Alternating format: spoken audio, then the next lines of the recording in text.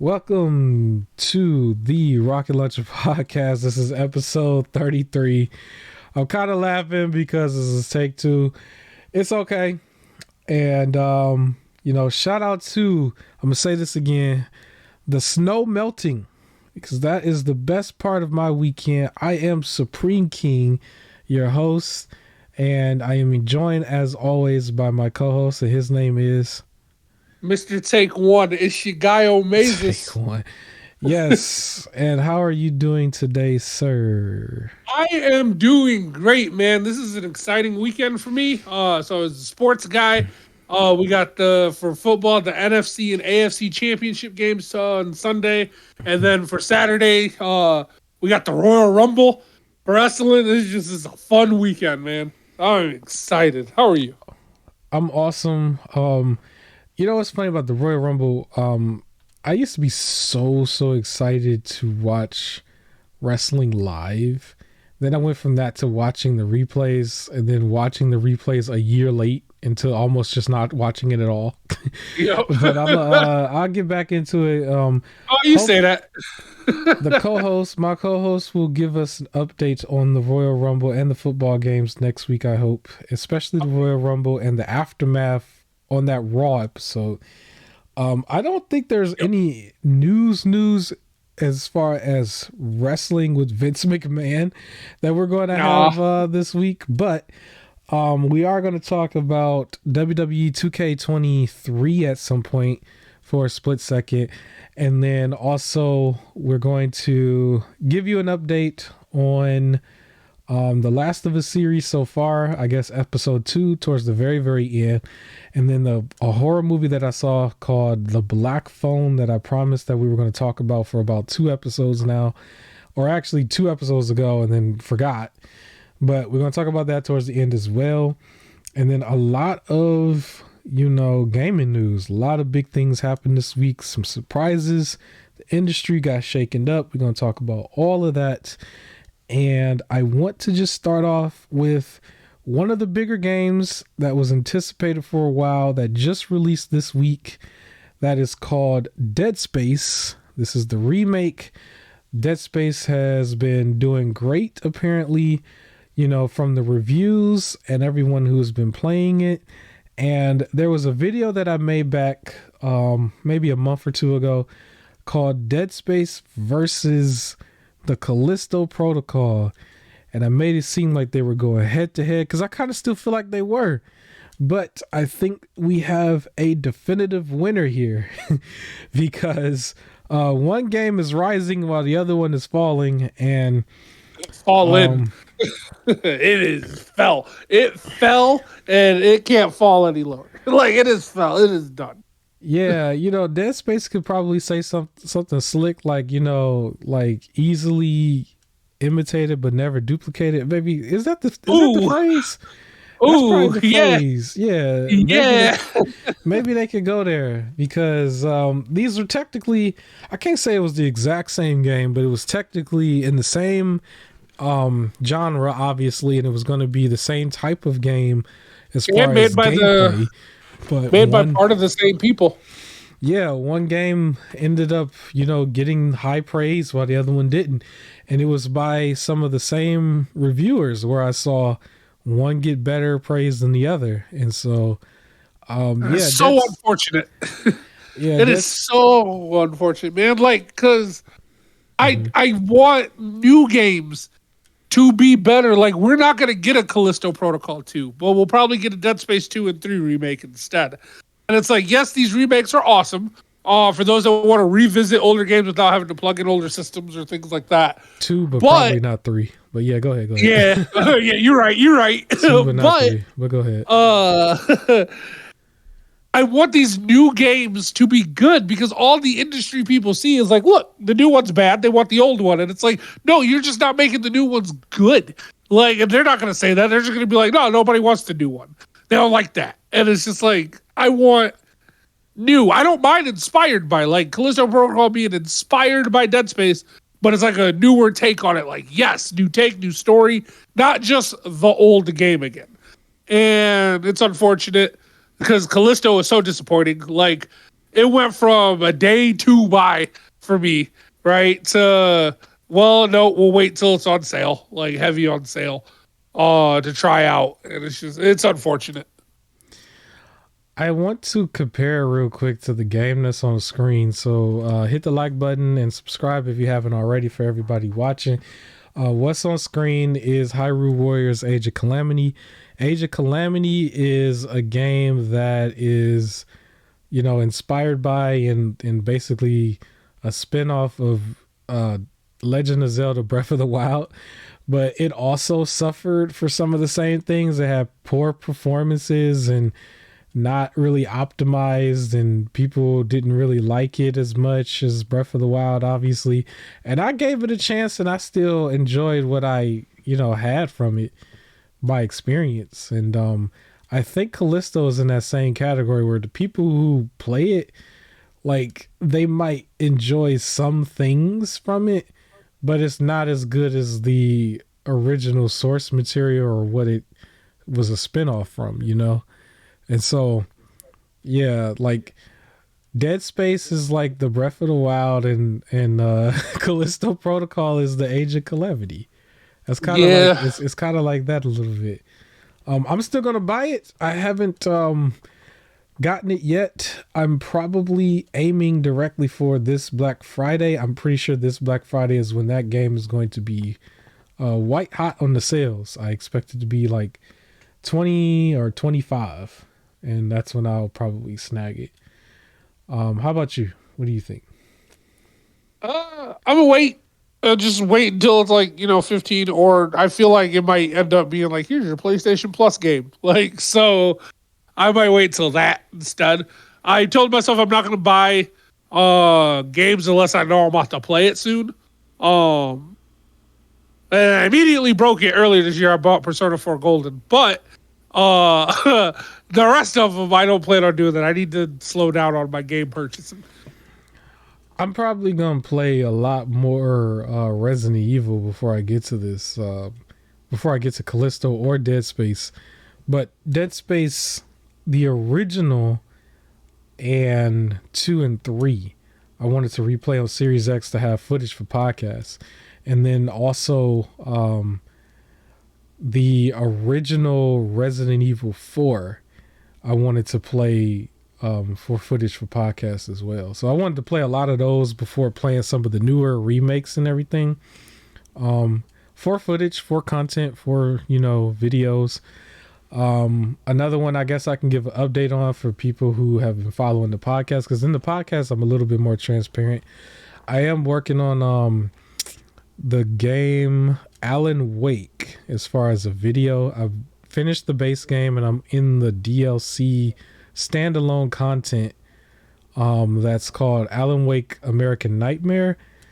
American Nightmare, I think, was done or released like 2 years after Alan Wake, but it's not like a full release to be a proper Alan Wake 2. And they like announced that they were going to do an Alan Wake 2 like late last year or in the middle of last year.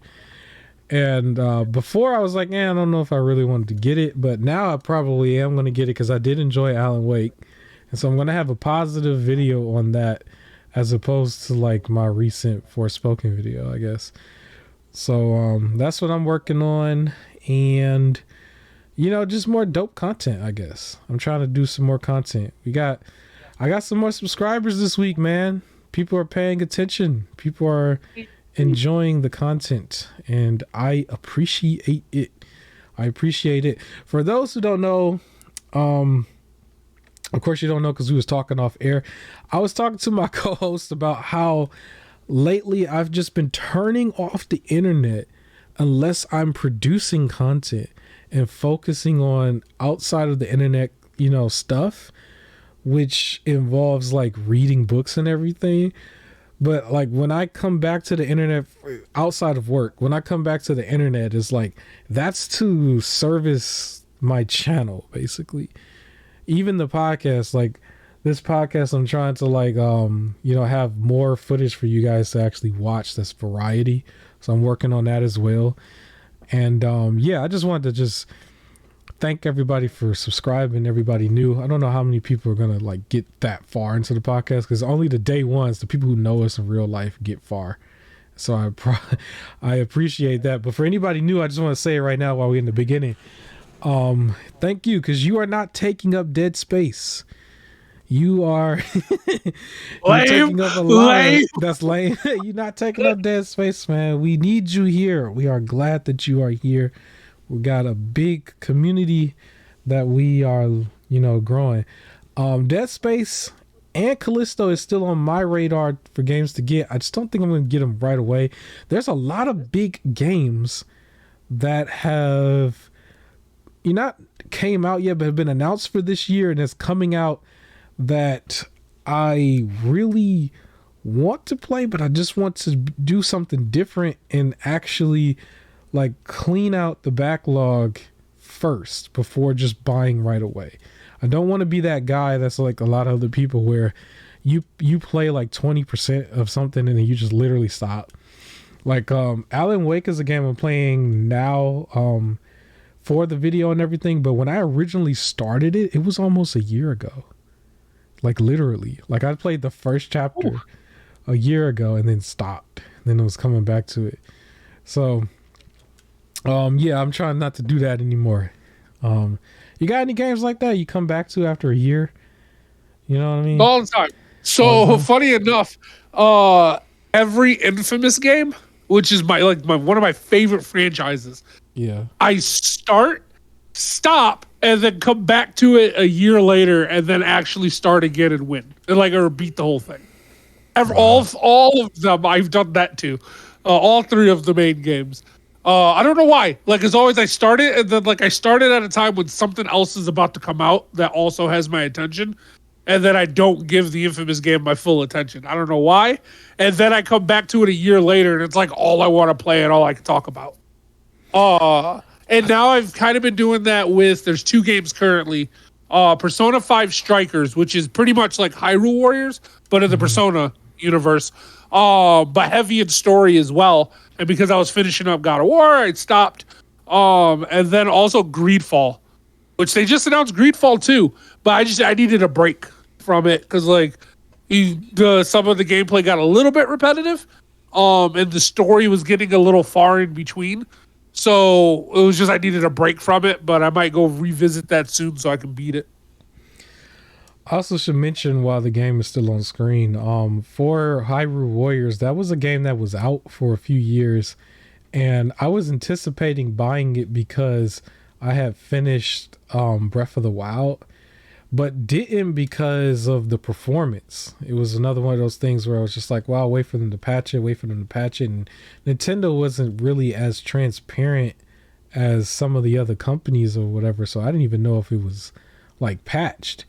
And so it took me using the loophole, which was going to the library and just renting it, to find out, yes, it was patched, and it still kind of had like some shaky performance, issues, but it's in a playable state here, and it's at least targeting 30 frames, but it doesn't always hit 30 frames. Like there was a moment earlier, I think y'all probably saw, where it froze a little bit. Like it has those moments, but I still enjoyed it. And I was glad that I was able to, get around to it. But sometimes I do have games that'll be out and I'm like anticipating playing it, but it's just like you have so much other stuff going on that you just don't do it. So what a time to be a gamer. I do want to end the Dead Space conversation with saying that it is also getting a skin that's going to Fortnite. I don't know if it's out yet, but it's getting a skin that's going to Fortnite. So you'll be able to play in Fortnite with the Dead Space skin, his armor, Isaac's armor. That's weird. If you really want to do so, you can play everybody in Fortnite at this point. I remember seeing a video where somebody was doing the Kamehameha wave as Darth Vader. So, you could do a whole bunch of that. But yeah, so that's going to Fortnite. Anything else you want to talk about as far as Dead Space and Callisto? Nah. I'm happy Dead Space is good. Yeah, I'm happy that it's good too, because it'll be that much better when I get around to it, if they ever have to do some polishing or tweaking after the fact, it'll be that much better. Real quick, did you want to talk about your experience with God of War Ragnarok? Because you're saying you beat it already, right? Yeah. So I won't spoil anything too much. Okay. For those that haven't played it yet, I finally beat God of War Ragnarok main story, a bunch of the side quests.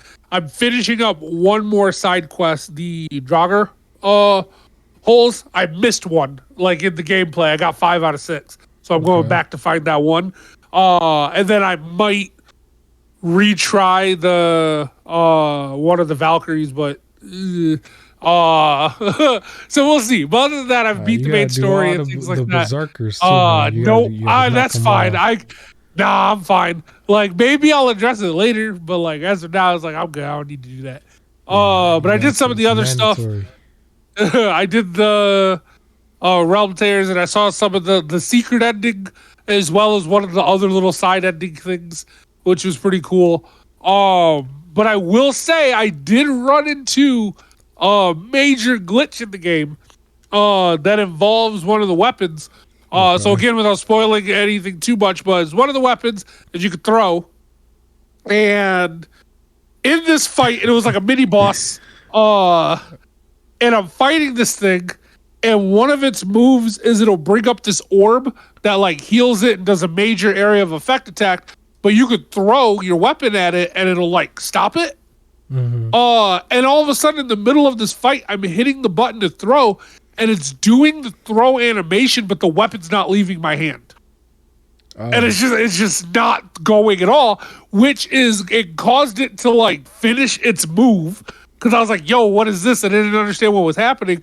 And then I also use this weapon when I'm like standing back and I know he's about to attack, so I can't get close. So I'm like trying to do the weapon, and it's just doing the animation without doing anything. And I almost lost the fight because of it.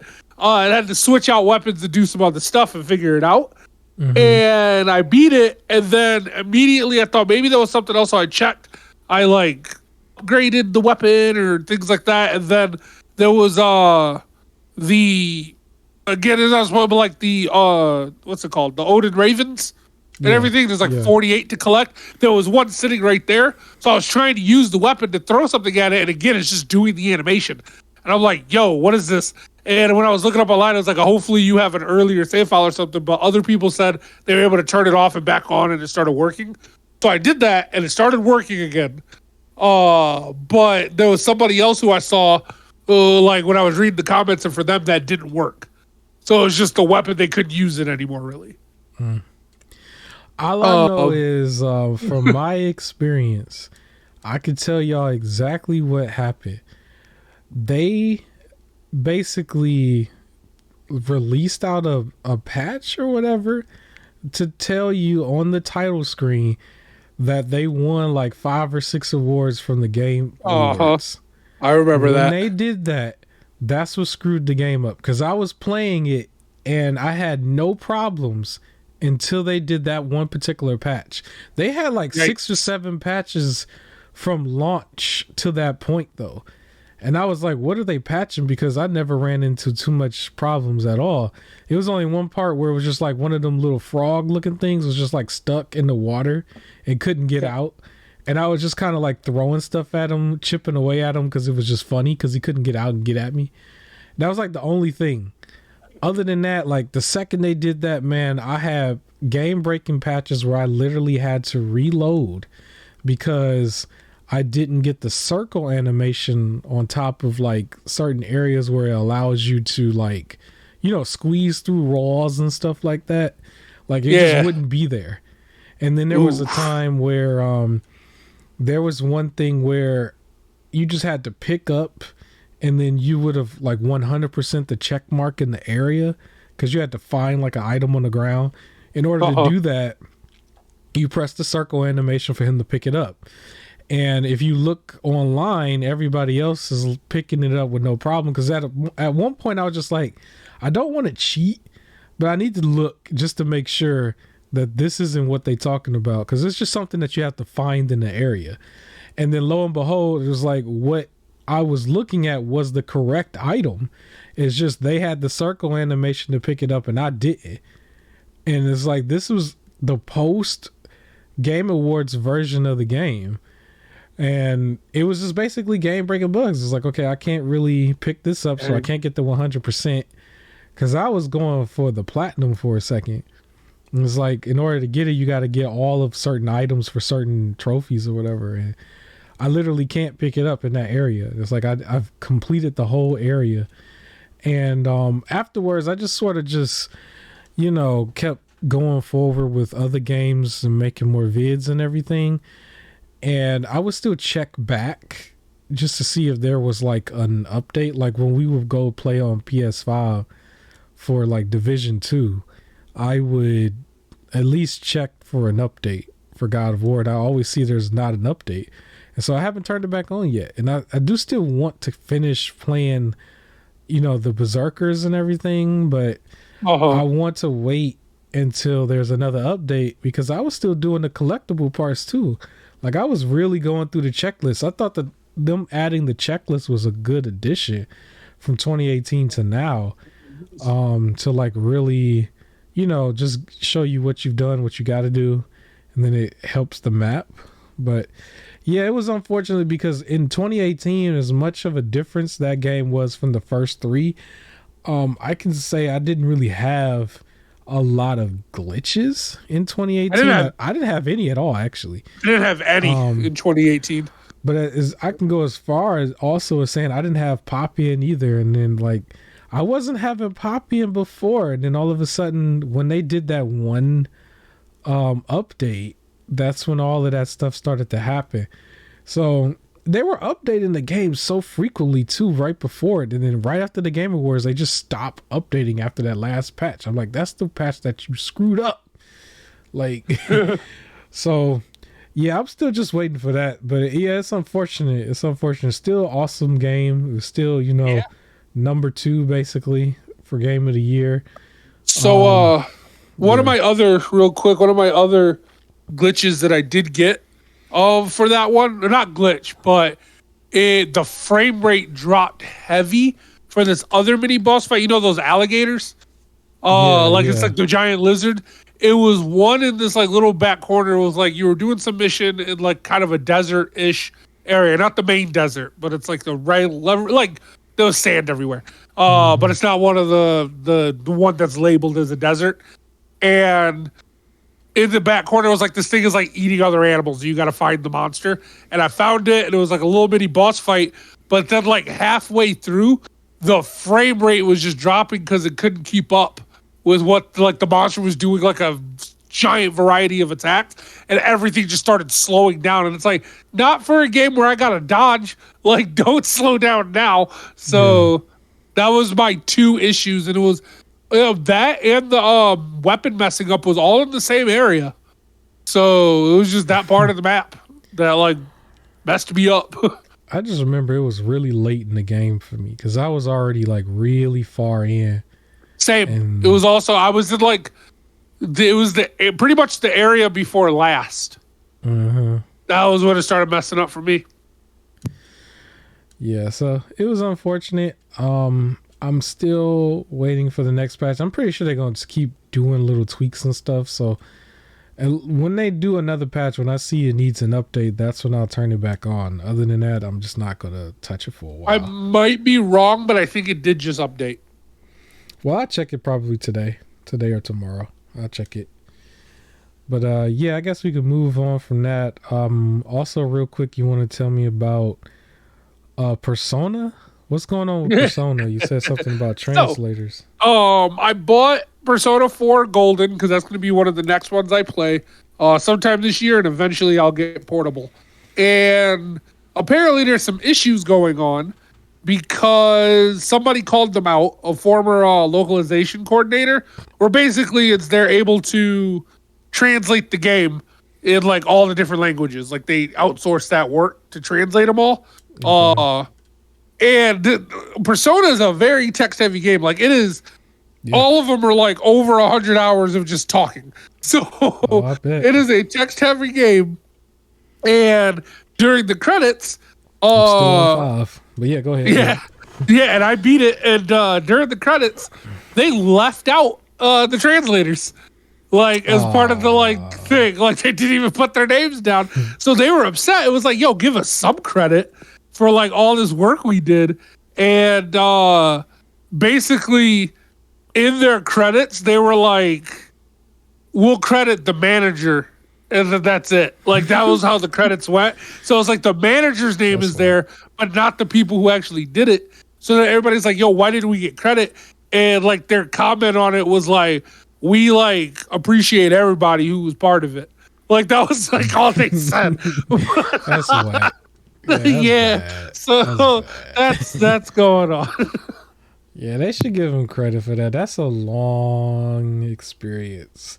I could only speak on Persona 5 Royal because I'm not too big on turn-based games. I only really tolerate like the old school Pokemon, some Digimon here and there, but I was playing 5 Royal, and I still think it's pretty cool and good for what it is. I just know after I got past the first major palace, I know there was an in between point where they really slowed it down.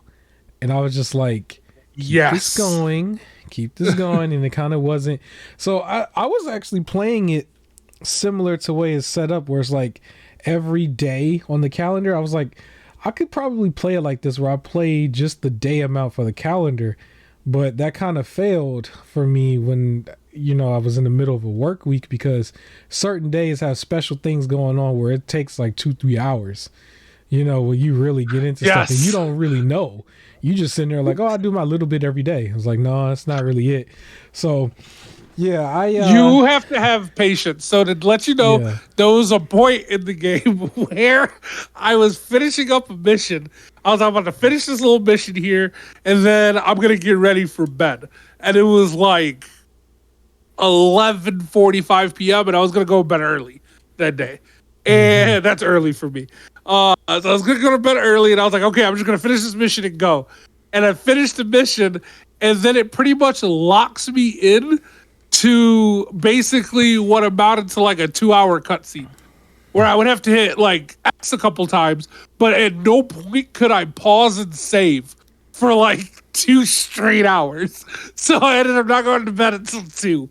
Like, I was Oh so man. mad because I was sitting there and I'm on chat with my brother and I'm like, I just want to go to bed. And he's like laughing because he works night, so he's up all night. So he's just like laughing and everything. And I'm like, I need this to be done. And it was just sitting there. And I even pressed the button where like, because I didn't want to miss the story, so I didn't fast forward. But I Hmm. pressed the button where I don't even have to press X.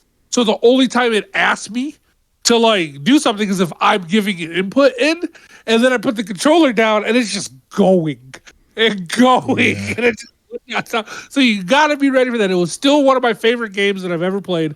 One of my favorite games that I played last year. But I'm also into RPGs and all that other stuff. So yeah, but yeah, credit to people. Come on, the game is long and like in order to translate it, on top of that, you got to know like English or Japanese and the thing you're translating it into and everything, and make sure everything lines up correctly. The dialogue is written correctly. People say things in a different way, so you got to make sure you're matching the inflection and things like that. And because there's slight dialogue options, you got to double write for certain things. Give them credit. They need to give them credit. Mm. Well, I do want to mention, because Forspoken is on the screen now, so I guess I could talk about some of his other stuff.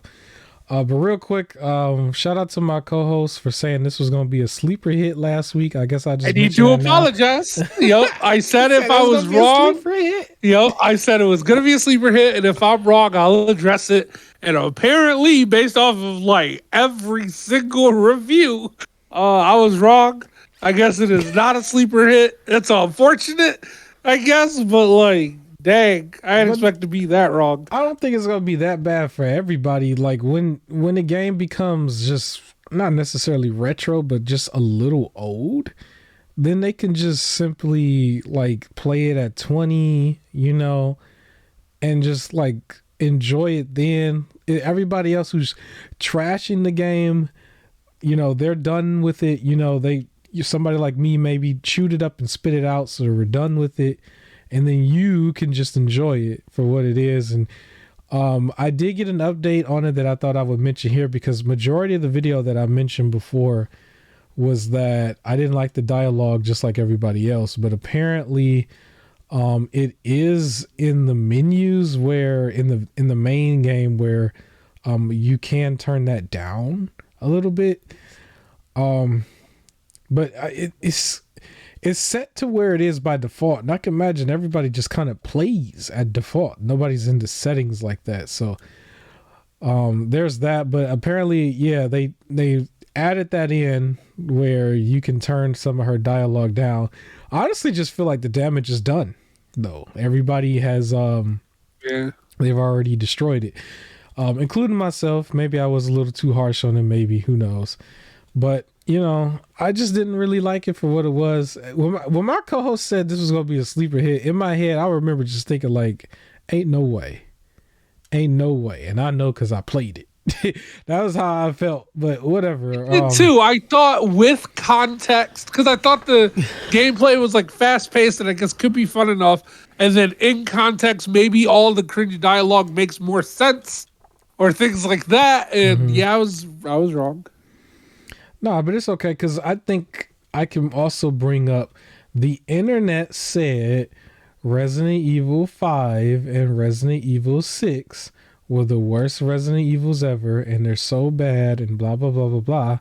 And I enjoyed it. My co-host, I assumed, enjoyed it. I would like to play it a second time one day.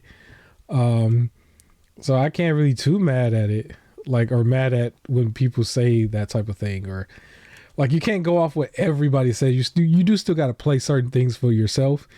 But the funny thing though about this game, because I don't usually like to go there on the podcast as far as woke-ish stuff, but I saw some of the shilling for this game, and people were saying that you only think it's bad because it's a black woman. And I was just like, okay, we reaching now. I was seeing that they was playing the race card because of Forspoken. I mean, it still got reviewed overall really bad, but people were saying it was because it was a black woman and was comparing it to some other things. I'm like, man, I gotta disagree. So I did see one that was like, Deadpool makes these kind of jokes, and everyone finds it funny, and it's like, well, because Deadpool's funny. Deadpool's funny, Ryan Reynolds is funny. I don't know, and when I see things like this, I don't know, it bothers me when they make that generalization and we're only supposed to like it, or we only hate it because this. Where it's like, no, if something's bad, it's bad. And I think we've talked about this before, where it's like, even if we want to talk about, let's say, because they always make a joke, comedians, things like that with Eliza Schlesinger. I think she's hilarious, but I would not like those same jokes coming from Amy Schumer. And it's the same thing with Jim Gaffigan, I believe his name is, where I don't find him that funny. But Nate Bargatze can talk about the same stuff, and I find him hilarious. It's just her delivery was off. And I mean, when you say you don't like it because this, and it's like, well, the two things I have seen her in, she has not been good at either. So yeah, maybe she might get better as an actress, but I will agree when some people say you got to blame the writers more than you got to blame the actor. But at the same time, it is also their delivery, which I think you mentioned before off air, that also plays a part in it. So the delivery got to be there as well, and it just wasn't there for me. But now that I know, because I double checked, somebody let me know, there is the options to turn the dialogue off. I might give this a second chance when it is a PS Plus game, or if it somehow backhanded wise gets on Game Pass. I still don't know if I really want to buy it at 20, but 20 would be the limit for me. It would almost have to be 15, to be honest. That would be the limit. But I didn't really address too much what other people was talking about, I mentioned very briefly, but apparently also for the game to hit the highest frame rate it can, I guess on PS5, the resolution had to go all the way down to like 720p. That really is kind of unacceptable, you know, in 2023, with these type of machines costing as much as they do, and then the promotional material, like right now, you can see the dirt in the grass looks, you know, vastly downgraded compared to what the original trailers and stuff was. And I think the trailers should be like spot on the same with the actual gameplay in 2023 anyway. You know, like when they show some of those trailers and they'll say on the screen not actual gameplay, I don't think that should be like in the trailers anymore at this point. It hurts them more than it helps them, and like making those type of trailers costs money too if it's just more animation that's not in the game. So I think they should definitely have trailers that are representative of the game completely, and you will probably avoid certain issues that Forspoken got, you know, outside of the dialogue, because that was a big deal, and rightfully so, because this debuted at $70 across the board. Yeah, like, I don't think this was 60 on PC and then 70 on console the way Callisto was. It was like, nah, this was straight up 70 across the board. So it was the same price as God of War Ragnarok for the next gen console. You know, it's gonna be the same price as Hogwarts Legacy, right? And so, I wanted to mention that real quick because I saw some more trailer footage of that, their latest trailers, and I thought it looked a lot more interesting, because before I kind of wrote it off because I never saw the movies. But I actually think I'm going That's to so weird. I'm going to probably That's watch. so weird to you that you never saw them. Yeah, I just never saw them, but I might go back. I'm probably get a list and see what the chronological order is for everything, and then probably watch them little by little. Just watch the numbers. 1, 2, 3, 4, 5, 6, 7, 7 part 2.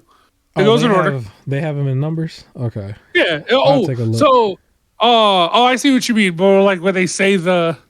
Yeah, I didn't really know. Yeah, the names. Yeah, really I believe they say it by number. Okay, but also like for anybody who is wanting like a big Magic game or whatever, they can hold off for that over this, right? They can hold off for that because that one you don't have to use the race car, right? You can create your own character. It wouldn't even matter. And then I think you pick the voice as well, is what I saw. And then you get to choose whether you're good or bad. So that one's like a whole nother atmosphere. So I'm excited for that part. The choosing you could just be bad. Like they were like just it's a ground system go. So I'm interested to see that. And no, you was right. My bad. I think I just memorized them like by the number. But you're right. They don't actually have the number in the title. But everybody usually has like some sort of chronological order, even though now I'm also getting really big into reading. So I might actually read the books too if I really enjoy it. And then, you know, I don't think I'm going to be There is more detail. There is more detail in the books than there is in the movie. I could go on a whole thing about Harry Potter. Yeah, so I'll catch up, I guess. My co-host is going to be day one, and he's already consumed enough of that material.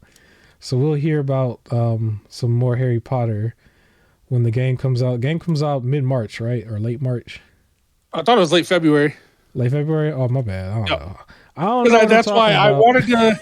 That was the whole. I wanted to finish up God of War and not get into too heavy of another game because I want, like, as soon as this one's ready, to go ahead and start at day one without having to cut something else off. It's coming out February 10th, so it's like a couple weeks, like 2 weeks. Okay, all right. So yeah, I think I'm jumping into some other short game. I don't know, either Ratchet and Clank or Ghostwire Tokyo, and then that should be beaten by the time I get to Harry Potter. Don't ever mention Ratchet and Clank on this podcast. No, I'm just playing. I got a lot more Ratchet and Clank footage to show anyway. But yeah, I didn't enjoy my experience. I think that's been documented already as well. but that's okay. That one is another game that's got some glitches. Um, Worse than God of War for me. That has some glitches. But let's move on to something that I really want to talk about. One of the biggest events of the year so far, the Xbox and Bethesda Developers Direct. This came and hit the industry so hard, and I was not expecting it to have the impact that they had. But I gotta give Xbox their flowers for this show. It was still a very, very, regular show. It was Okay. short and sweet. It didn't have to be too long, but it was just some of the things that they did. It was some of the details that they did in the show that I appreciated the most. Um, I liked how, even though I didn't really know exactly which studio was working on what, they showed like a quick countdown in the beginning where they was flashing the studio names on the screen. And I didn't want to sit there and try to Google nothing. I was just like, I'm gonna just enjoy the show. But they was giving you a teaser like in this very, very, very beginning of what was going to be shown. And I think it was everything but the studio that was working on Hi-Fi Rush, I believe. Correct me if I'm wrong. I think that's what it was. And then right after that, they jumped right into, I guess, Minecraft Legends. And that was at the very, very beginning of it, but it was like the lowest point for me, only because I'm not a Minecraft person like that. I know for a lot of people, that was a huge thing just to have more Minecraft content. PvP was added to Minecraft Legends, or is coming out for it, and they gave a Hey, date on that. So shout out to the community that don't wash the back of their ears. Majority of them are gonna love this, and I'm canceled. Let me tell yeah, you. that's so mean. I know people who play Minecraft. That is mean. So yeah, and I guess I'll mention real quick too, before I talk about the bigger parts. Elder Scrolls Online was shown here as well, where they were showing their new DLC called Necron, and they flashed a detail on the screen that made me mark out for a moment, and I was really about to jump the gun for a second before I really paid attention to the details. Because when they did that, they was like, okay, and for a short time only, all old DLC was free. And I was just like, Woo! what? All old DLC is free? Like, what do you mean all old DLC is free? And because I always knew that if you bought Elder Scrolls Online through the console, it was always on sale for something like $5 or whatever. But Yep. they always had these super expansions that they were released. I think they said in the show like once a year, and people were just like into it so much and whatever, and they keep adding and adding and adding to this. So when they said all of the old ones, I completely forgot about Necron. I was like, forget Necron. I'll get to Necron when I get past all this, but I need to go buy this base game and claim all the old ones real quick. But what I didn't realize is that it was a part of a trial within their service.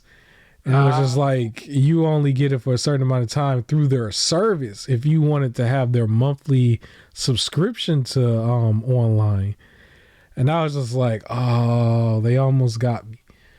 They almost got me. Because I would rather, if it was in Game Pass, because that's part of Xbox now, that makes more sense. But I don't know if I really want to buy, because I think their monthly subscription is also $15, and that's just by itself, just for Elder Scrolls, like without Game Pass Ultimate, right? And so I was finding out that you can still have the Elder Scrolls Online, and depending on which platform, you pay for whatever the platform's memberships it for, like PS Plus or Xbox Live. If you have PC, that's the only one where it's actually yours, because there's no overhead on your internet, right? And then I also Yeah. found out you don't need their service for the DLCs if you buy the DLCs. You just got to keep buying the DLCs, and some of them are pricey. And Yeah. so, But they do eventually go on sale. Um, like, so I've played Elder Scrolls Online. Just like Yeah. it's the same model. For those that don't know, but if they want to reference, DC Universe Online, where you can pay for a subscription, and like when new things come out, it's free. Well, you're paying for the subscription, so you get it right away. Yeah. But you get it as long as you have the subscription, or you buy the pieces individually. And I always buy if I buy individually. So I did for DC Universe, and I bought a good chunk of them individually when I was heavy into that. For Elder Scrolls Online, I haven't bought any of the DLCs because I never make it to that far. Like I have like 4 or 5 different characters, and I get like halfway and either get like I just want to start a new character, or I start playing other stuff, and then it's like, all right, I don't remember where I left off. So there's never been a reason to buy the DLC. But I have friends who like are so far ahead of that game, and like just they've gone through a few of the DLCs and everything, and they love it. So and I said it's being that for some people that game is like the only game they be playing. You know, it's huge. There's a few of them in the don't wash the back of your ears community. It was Minecraft, Elder Scrolls, World of Warcraft, the D&D thing I think is also in there. So y'all here just making fun of my friends. That's what you're doing right now. Okay. And somebody just unsubscribed. Yeah, me. Oh, yeah, man. I don't know, man. It's just, I know it's like when you think of people who are dedicated and they somehow find 30 hours to finish a game within a 24-hour span, like, it's this community. But, yeah, I was looking at some of the DLCs. There are some where if you go through the retailer, they'll buy, like if you buy one of the bigger expansions, it comes with some of the other expansions within it. There's never a one buy thing where it's like, if you bought this latest one, it gets all the other ones. It's never like that. But there are some where it's like you get like 2 or 3 of the expansions, but apparently it's like 20. It's like almost 20 or more than 20. It was like a lot. Yes. And I was like, each one is like hundreds of hours. I'm like, what? Yeah, well, you also got to keep in mind too. You would be jumping in like now. There were people who, when they bought the game when it came out, so they hit level 20 in like 4 or 5 months, and then there was nothing to do, and then they released an expansion that had like 20 more hours and everything. So then they did that over the next year, right? Because Elder Scrolls Online came out in like 2013. Yeah. And like they released like something like once a year. Yeah. So yeah, it was the same thing with DC Universe. Like they have like 25, 30 packs of like DLC content, but like the game came out in like 2010. So that's why it's just each year they'll like drop something, maybe 2. So yeah, it can be a little daunting jumping in now. And then that's why I would say just wait, see how far you even get before just trying to buy it all. Because that's the other thing too. When you look at the prices, if you were about to play it heavy, there's a difference between like, oh my gosh, I gotta spend like $150 on DLC versus when I get to this pack, I pay $5. And then when I get to this pack, I pay $5. And I think we've talked about it with like, for example, Dragon Ball Xenoverse 2. Of that still getting DLC stuff. And it's like, well, I'd rather them release a $10 DLC pack than release a $70 new game where it's just the same thing with the new people in it. And they're not like, but they don't have a new story or anything like that. And I was like, well, no, then just give me the specific, I can pick who I want to buy. And I feel like that's what they're doing here. So I recently, because I'm not too big into Elder Scrolls yet, but I did recently get some of the older looking ones on PC. So that was Oblivion and then Morrowind. I think so. Elder Scrolls 3, 4, and then Skyrim is 5. So I started with Skyrim. Yeah, I have those on different systems. I don't mind like well, let me ask you, did you finish Elder Scrolls Online, the base game, before any expansion? You didn't finish it? No. Okay. What system do you have it on? I have it on both PC and PlayStation. I have the PS4, PS5. On my PS4 and PS5, I got like 3 separate characters, and one of them I got close, like towards the end. But but then started playing as a different character. And then on PC, I was going to catch up with some friends. So I was starting that one, but then like I'll like turn it on every once in a while, but not enough to stay consistent. But if you'd done that, I wouldn't ask you to co-op it with me. It would probably take forever. So I mean, no, we like so what we would probably do is co-op it and then like stop at a certain point and switch to something else. And then you could go solo from there. Especially because sometimes the missions are different for people, depending on what like race and class and all that other stuff you pick. So like we can team up, but like every race has their own like base story, and then within your group of like 3 races, you can like kind of tackle some of the other individual missions in a different order, and then you get to the wider world of like everybody. So yeah, but it'll be something we could. Like I already got 3 characters, we could use another one. Yeah, so that's Elder Scrolls. I'm gonna be looking more into it. I will probably buy the base game somewhere because the base game is like $3-4 now. It's like the one that gets people in, I guess. And so it might actually be on PC because, well, for Elder Scrolls Online, you don't really mod that, do you? Because it's online, right? I haven't. Yeah, I have not modded that one. Somebody probably figured it out, but maybe that's might be where I would get it, or maybe PS5, so you can help me out, I guess. But moving on from that, I can mention real quick within this show, the Xbox Bethesda show, they still showed Forza Motorsport, and it still looks almost like it's real life. Like it looks so good. This one did not have a solid release date. I don't think this is like something that they're just trying to push back. I think they just like waiting on when they want to drop it. I don't think they have a problem with Forza. Forza is never a game that they have a problem with. They usually have that formula down. And so I expect that to still come out this year. That's the simulator version. Forza Horizon 5 is the open world version where you just go and drive everywhere. So I expect that to come out this year. Very good looking game. I think they were putting emphasis on like the dirt that was on the cars. It really did look like it had some dirt on the cars. I was like, man. But yeah, best looking game I've seen in a while as far as graphics. And then I want to mention before before they showed The Secret, Redfall also looked a lot better as well. That was one of the games that was pushed back into this year. They gave this a hard release date of May 2nd.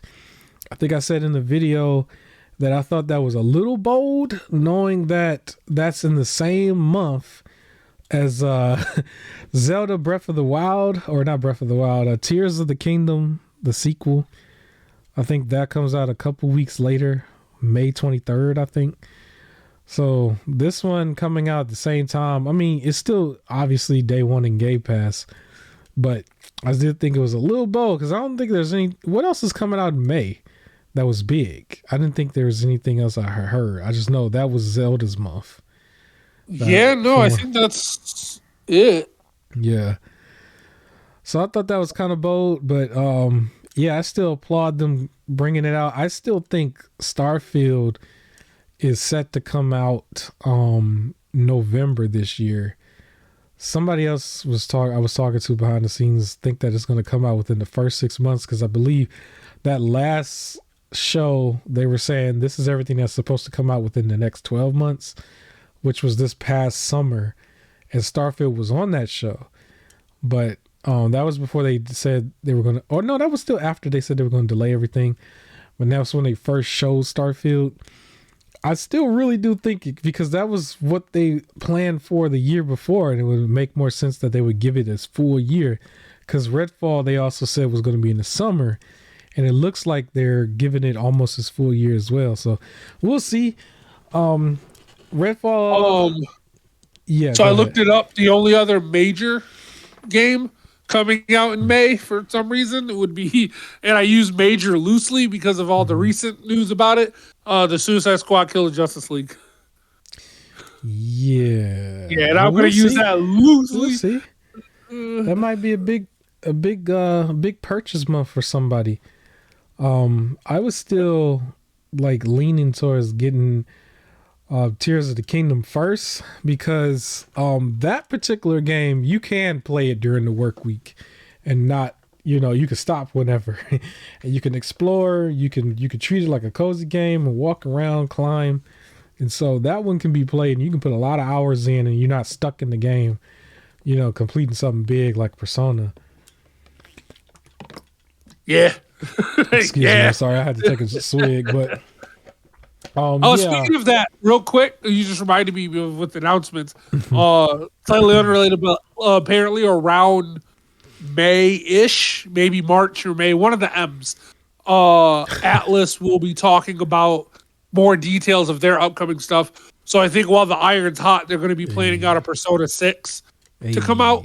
So I can't wait to hear more about that, and I'll give some what I want in speculations and stuff in the future when it gets closer to that date.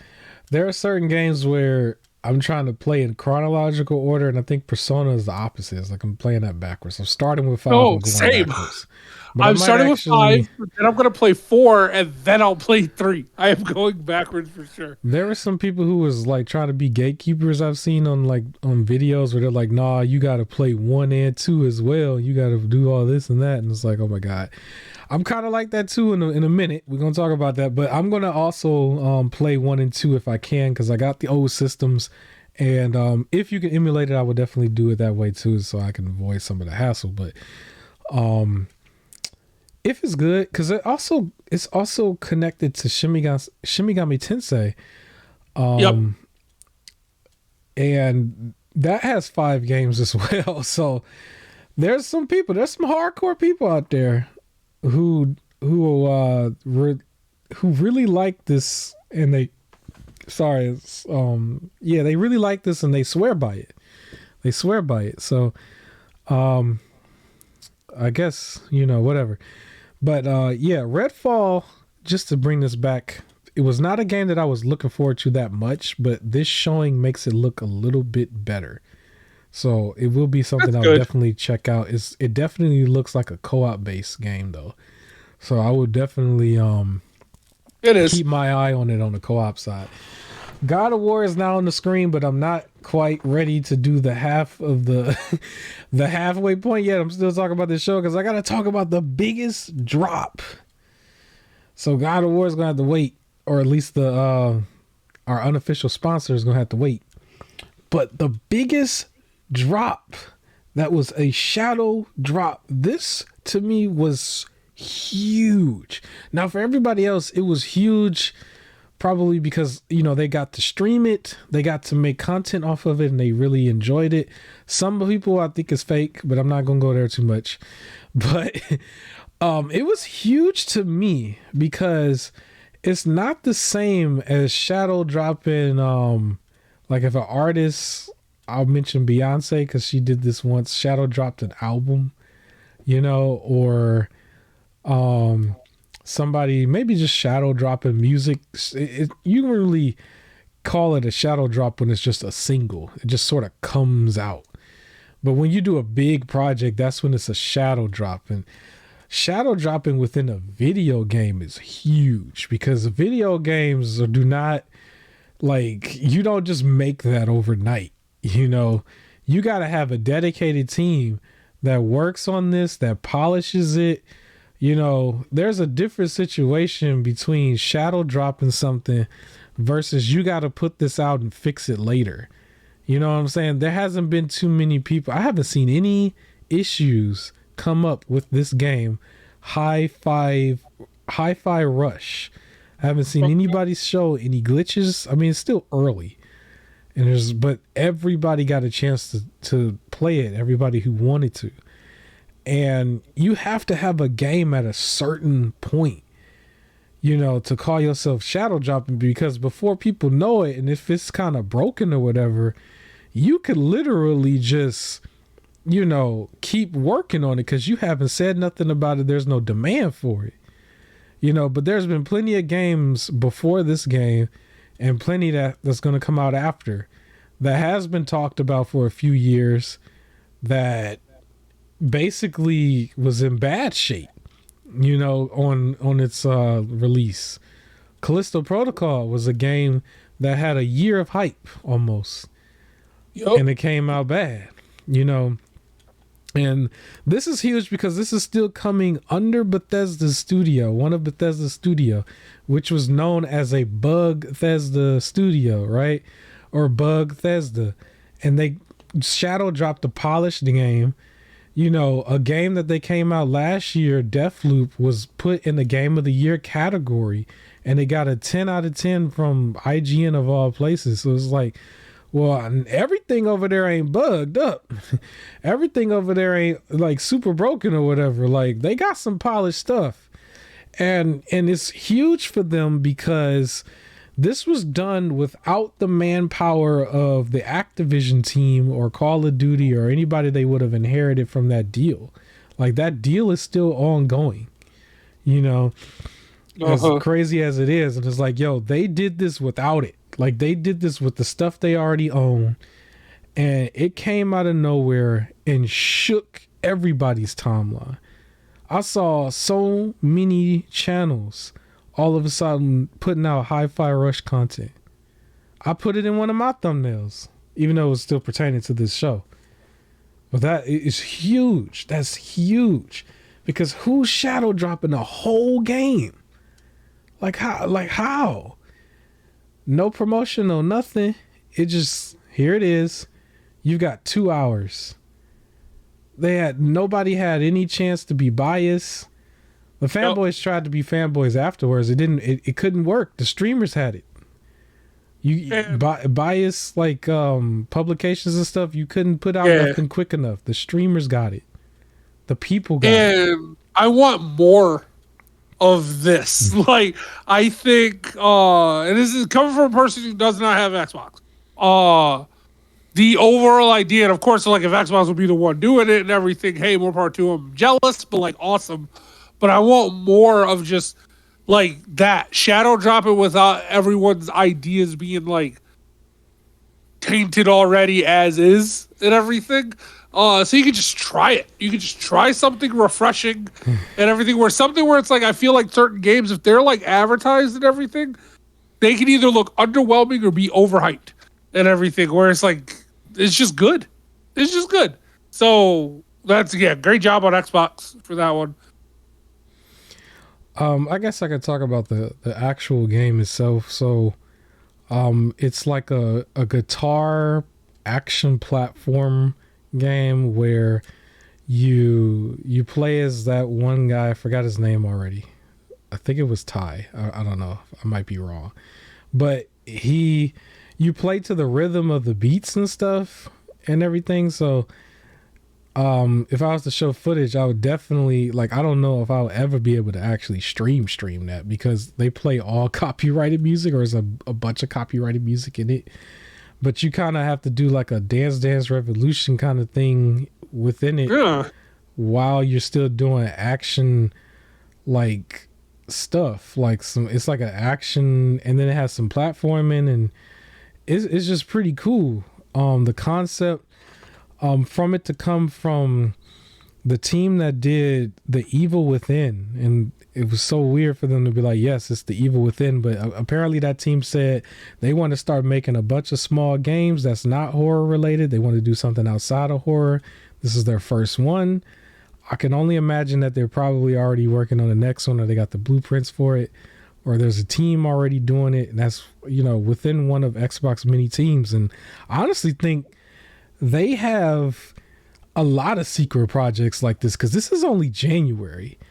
I'm hoping they can shadow drop once every quarter. I think that's sort of too demanding though, but I think they might shadow drop something once a year or twice a year, first half and second half, if they can. And I want to see more of that. That's cool. It don't matter what the game is, just let it be polished the way this was, because this also was nice and polished. It wasn't like they just shadow dropped a Bug Bethesda game, right? They just dropped a really nice game here. Very good art style.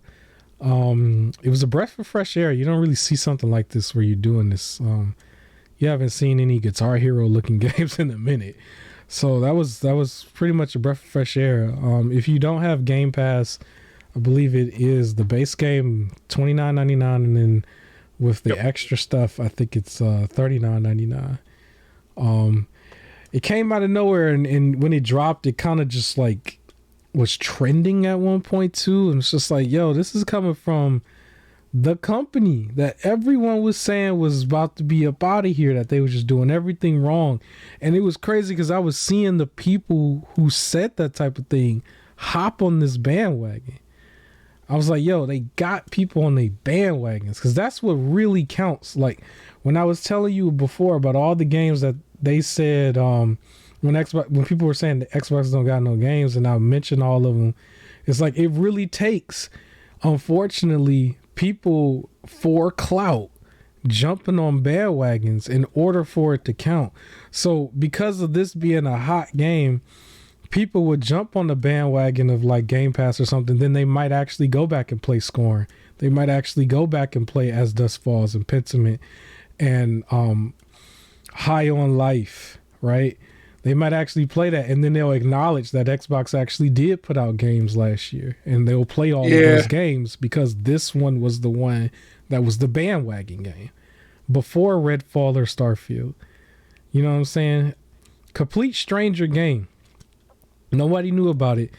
Absolutely silenced Forspoken immediately. That was the thing that was crazy also.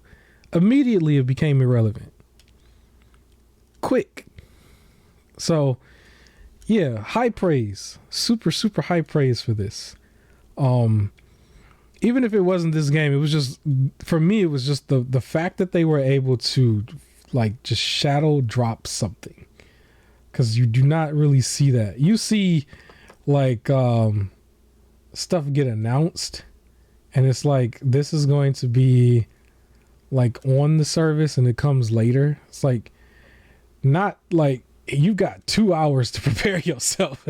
Like, not like that. That was a huge deal. Like, the last time I seen something like that, I have to give credit to Beyonce of all people, because I can't think of nobody else, because I remember she did that in music, and I know somebody a lot of girls did that. Somebody else recently did where they just shadow dropped an album. It was just like, hey, album released today. I think out of nowhere. When Beyonce did it, it was like in 2014 or something. I remember I knew a lot of girls that were in tears because she did that, because of what Beyonce means to them. And I know some of the diehard fanboys for Xbox probably was in tears too. Who knows? But big deal, big deal. We are 7 minutes past the halfway point, so we could probably move on from this. High praise for Xbox. I cannot wait to see what else they do. But I do want to mention the halfway point stuff, because we went past it. So, unofficial sponsor time. Unofficial sponsor is Epic Games. One day they'll cut your boy a check. One day. But yeah, so Epic Games is always the place that I always acknowledge, simply because they give out free stuff where you do not need a credit card or a debit card on file for. You can create an actual platform, or you can create a profile for the platform and just start collecting games and adding games. They add new games every week, actually more than one game every week. And so this week until February 2nd, I think I mentioned last week, I'll mention again, is going to be the game called Adios, and then the game called Hell is Others. Pretty very, very different as far as the titles, but you can look those games up for yourself and see if you like them. But even if you don't, I mean, you can still get them for free without having to spend any money. So those games are coming from now until February 2nd as of this recording. And then from February 2nd to February 9th, there's 2 games here. It's going to be City of Gangsters. Pretty dope title. And then Dishonored Death of the Outsider. I think I actually have that. So I have Dishonored. I don't have that one, though. Yeah, and I think for a lot of people, that's probably still on Game Pass as well. But that's also going to be given away under Epic from February 2nd to February 9th. City of Gangsters and Dishonored: Death of the Outsider. Another thing I wanted to mention real quick, pretty wholesome title. I bought a game on there called KO the Kangaroo. I bought the newest one like a while back when Epic gave out like a $15 gift card or whatever. But I bought the older one, which might confuse a couple people because it's actually called KO the Kangaroo Round 2. So it's almost promoted right on their website as if it's a sequel. But it's actually the older one, though. It's the older game. Very older looking platformer. The game was listed as 99 cents. It'll be $1.05 on checkout. I believe it's marked down from $2. So even if you don't catch the sale, it's very, very cheap. I haven't played it yet. It's just something that I bought, I believe, yesterday. Just because I bought the main big one and, you know, it was just a cheap little platformer. So I bought that. And I also wanted to mention some sales that I saw. Just a couple things out there for anybody. So if you like Watch Dogs and you haven't played Watch Dogs Legions, apparently it is $12 this week on Steam. Persona 5 Strikers on the PS4 is $7.98, and this is going to be the disc version at GameStop. Okay. Funny game here. My friend Peppa the Pig, basically. I just thought it'd be funny to mention.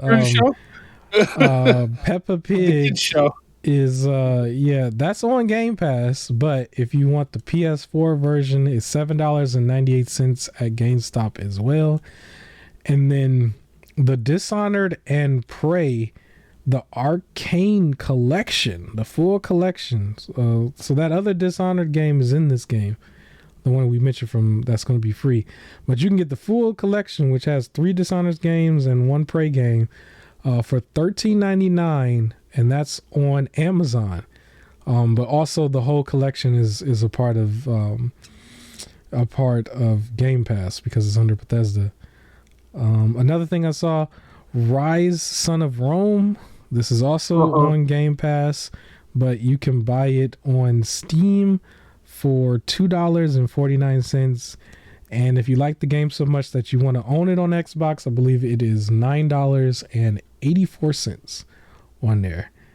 I have one on PlayStation, Murdered Soul Suspect. If you're into story-driven games, you play as like a ghost detective in this game, and I think it's on sale for $2 on the PlayStation Store.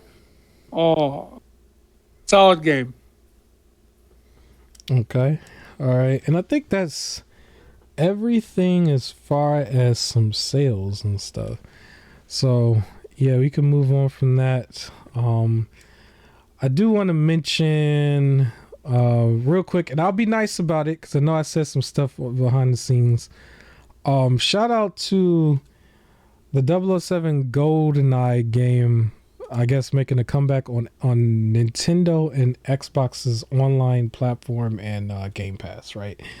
I just want to mention also, for anybody who played on the N64, or if you haven't played on the N64, GoldenEye was like one of the first ones. What makes it revolutionary is just that it was one of the first person shooters that was done well on that system, and they had like a dope hip hop instrumental or whatever, right? But not too many people talk about its sequel, which I actually thought was better. It's called 007 The World Is Not Enough on N64. I thought the mechanics was better. I thought the multiplayer was better, and if you can get it officially, or if you can do it through emulation, I highly recommend playing that as well. I do also want to mention a couple other ones for the PS2 GameCube era. 007 Agent Under Fire, 007 Nightfire, 007 Everything or Nothing, 007 For Russia with Love. Like these were some really great games with great campaigns before Call of Duty came and took everything by storm. And then one of the other big ones that you probably won't find for a cheap price, if you were going to buy it physically, was 007 Bloodstone on Xbox 360 and PS3. That was like one of the bigger gems from that generation. And 007 is like one of those franchises where I guess the licensing for it is like really iffy. So just to really enjoy these older great titles, you have to go back and have those systems or emulate on PC. But I highly recommend that you play one of those. And don't just play GoldenEye. GoldenEye, in my opinion, was like it was revolutionary for what it was, but it doesn't hold up as well compared to some of the other ones because of you can look at it and tell. I don't even gotta really tell you, but you can look at it and tell. But yeah, play some of them other ones. You owe it to yourself to try those. All right, is that better? Is that better than what I said behind the scenes? I think that's better. Oh yeah, that's better. That's much better. that's much better. Yeah. It's beautiful. Yeah, don't try out some of these old games. Yeah, don't be just a bandwagon for that one, because you're going to really miss out if you only want to play that one. Because if you go right now on YouTube and you search 007 walkthrough, y'all like to watch those non-commentary walkthroughs. That game is 2 hours. Unless you playing multiplayer with your friends, It is 2 hours. Especially if you got some skill now. If you was a kid, it'd probably take you a while because you don't know what you're doing. That's how I was when I was a little kid. But if you didn't know a couple things, if you out here playing Fortnite or Apex all day, that's 2 hours. So if you want to really get the experience, run through each one and watch some of the movies. Those movies used to be dope. With Pierce, like for real. So Pierce is great. I'm a Sean Connery fan. From his time. I don't know, just Sean Connery super suave. And then Pierce is great too. Fantastic. I have the whole collection. So yeah, James Bond is the guy. All right, and then I also wanted to mention, I don't know how much time we will spend on this topic, but it was something that it was technically your topic, but so Naughty Dog mentioned that they were probably not going to do Uncharted 5 or Uncharted anymore. They were going to walk away from it, and they were teasing that they might walk away from Last of Us 2. I got to call cap on that part, because I think what it is that the Uncharted movie didn't do as good as they wanted it to. However, the Last of Us show is doing very good. We're going to talk about that later, but they have to make a Last of Us 3. There's no question.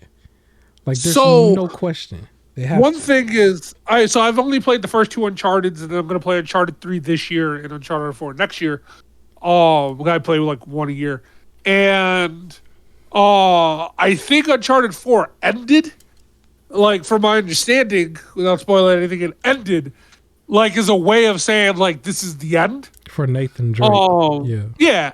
So I feel like it's a game that does not need to be continued. Like, anything after that is going to feel like a cash grab. Yeah. Again, they could do something inspired by and do a new Treasure Hunter, but it doesn't have to be Uncharted, I think. So I'm okay with them being done. Like, it's okay to be done. Sometimes, like, I want games back, like I want another Infamous or Sucker Punch, I think I've talked about before, where you can see their track record. They do like 3, and then they are done. Like, it's a done series, even if I want more. But for Last of Us, his wording I liked more, even though it was the teasing that, like, we might not do a Last of Us 3. They're gonna do one. But what he said, because they had announced like weeks ago that they were already starting it. Like, I don't know if you remember that. Like, but that's the wording that he used, though, was that when we have a good story to tell for it is when we'll release it. Yeah. Which lets me know, I don't know, and if I take it at face value, what they said, it lets me know they're not going to release something because they're just hoping the name gets them money, like a cash grab. It lets me know that, like, I know they're going to do this, but I think it's their way of saying, hey, don't think something's about to drop this year. Like, we want it to be logical and be a good game. So it's like at least they care about the story enough. Which, even just say what you want about, the second one, they went their own direction with it for the story. They do put a lot of effort in the story. So it's nice to know that they're going to stick to that. It was mentioned also that Last of Us 2 for HBO, or the Last of Us show is going to be renewed for a second season, and that it is going to focus on the second game. Which is why I think Last of Us 3 will come out like after Last of Us 2, or once Last of Us 2 starts on the HBO series is when Last of Us 3 is going to drop, is what I think. Yes, for that, I'm a little worried because it seems like they might have some time constraints now that they have to like abide by. And there was some issues with like HBO and Game of Thrones with that last season because I guess that wasn't his. Yeah, it wasn't like the creative path that the original guy wanted it to be or whatever. And then like it was not, perceived to be great according to the fans and stuff. Everybody would say it was like one of the worst endings to a show ever. And I was just wondering if the people working on the show or like HBO might put pressure, maybe even Sony directly put pressure on Neil Druckmann and his team and Naughty Dog to really get a third game out within a certain amount of time, which might jeopardize the creative process, because of the pressure of having an HBO show that might pull in more money than what Last of Us 2 did. Because Last of Us 2 pulled in some money, but after a certain point, it plateaued because of everybody's reception of it, right? But the actual show is like getting praised by an entirely different crowd to the point where The Last of Us Part 1 on PS5, like the sales for it increased like something like 300%, 320% or something. I think that was a headline at one point. And they were all basing that on the first episode for the most part, and then for some people the second episode, which we're going to talk about later. Yeah, they have to do a part 3 though, without question. For them to say that, it was kind of goofy to me. It's like you have to do it no matter what. There's too much money on it. Yeah, they already announced no, but I thought what they were going to do was construct a story around, because they still have to release that multiplayer thing. I thought they were going to construct a story around that. Yeah. And like when it was first announced that they were doing a multiplayer, not when they gave more detail. But I thought that was going to end up being Last of Us 3. And it was just going to be a more multiplayer focused one with still a story in there until they talked about what it was. And I was like, oh, okay, never mind. But they might do something like that, like Fear the Walking Dead compared to Walking Dead. They might do something like that. But they have to come out with an actual Last of Us 3. There's no way they cannot do it, especially the way the second game ended, especially with like the way, people like they don't want to conclude it that way. There has to be, it would probably be called Last of Us Part 3, but it has to come out. Like there's no question. It has to, for multiple reasons, just like for the art itself, the story, the money, as far as just what you would make on that game, as well as the money for the TV show with HBO. Unless the second season, because I'm also kind of curious on that. Like the second season might actually be really bad, unless they really take some liberties, because they took some liberties in the show, and I'll talk about it later. But with the second season, it's like a lot of the story is what people didn't like about the game. It was like they liked the gameplay, they thought was superb, right? And then the extra, the Shambler basically, and the Rat King. But as far as the story, like everything that we've heard about it, I'll call it a Jerry Springer. Like if you take out the Joel stuff, everything else just felt like Jerry Springer to me. But yeah, Jerry Springer featuring revenge plot. So I don't know. That might tank it, putting it on the big screen. But even though they still have to do a third game, they have to do the game at least. That's how I feel. I don't know. Is it safe to call it a swing and a miss? I guess. All right. All right. I'm going to clip that too. That's going to get clipped. It's coming out probably, I'll say Thursday. That's going to come out Thursday. It's going to get clipped and come out Thursday. Hit the like button, subscribe if you haven't already. Click the link in the description for the main show. Uh, yeah. Another game that's we could talk about real quick. Another one of your topics. WWE 2K23 is set to come out very soon. I thought the covers looked dope. They featuring your boy John Cena. Vince McMahon is back, and he's putting John Cena back on everything. Yep. That's cool. So he was like everyone. So yeah, all three versions of it. The main one has like him in the normal, like how the game looks, with him on the front. The deluxe version, the gold one, has him in the Ward Life gimmick. And then the third one, the like super whatever it costs too much edition, has like a colorful version of them. And the showcase mode is gonna focus on Cena. But what I think is interesting is the last showcase was Rey Mysterio, and apparently some people complained that like while doing the showcase mode, they kind of got bored playing the same person over and over for like all the matches.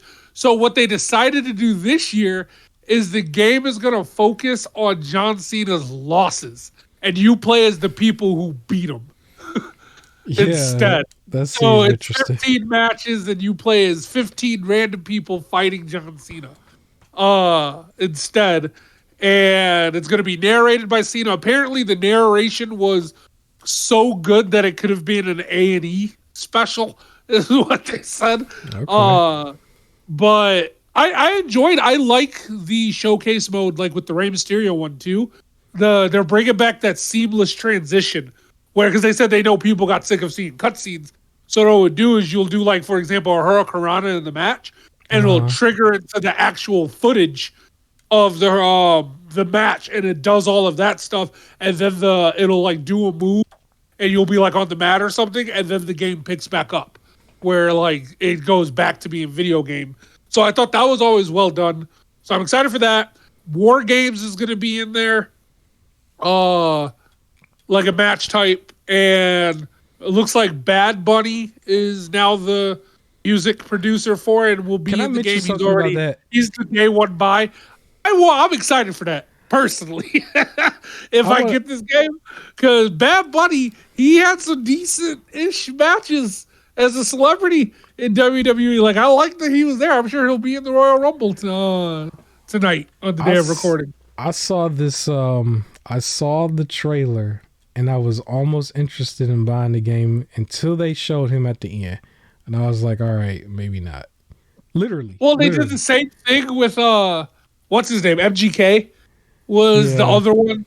And technically speaking, the producer before that was The Rock.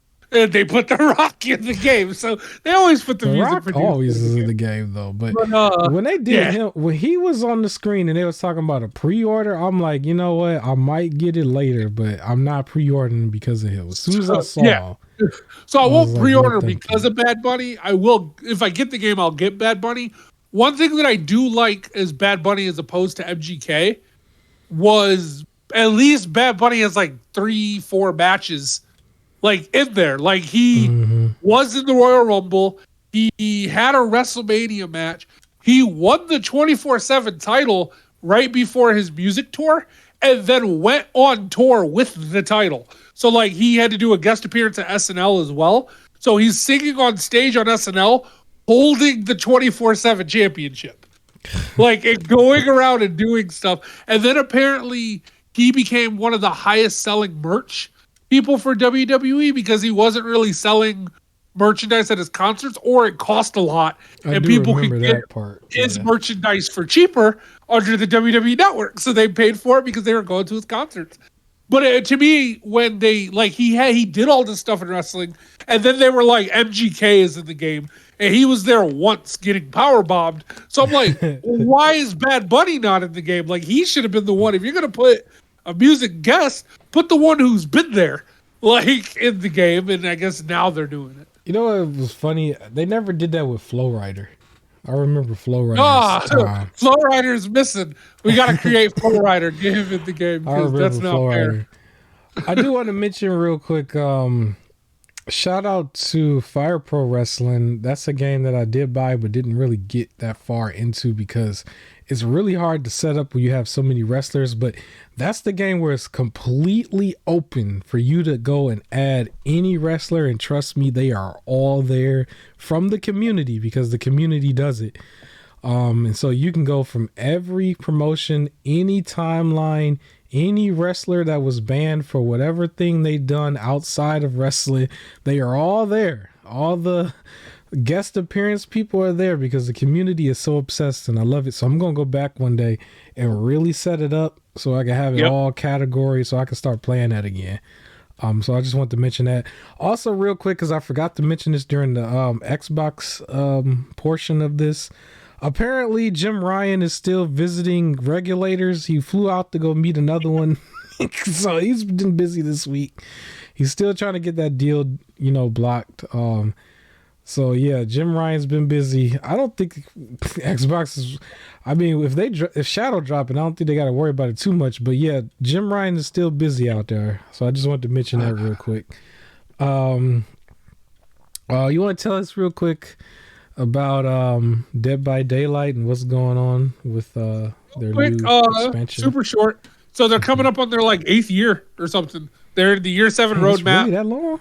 Yeah, and they just to keep it short. I think they turn 8 in June, so they're trying to release stuff before that. And in March, they're releasing a new killer and new survivor.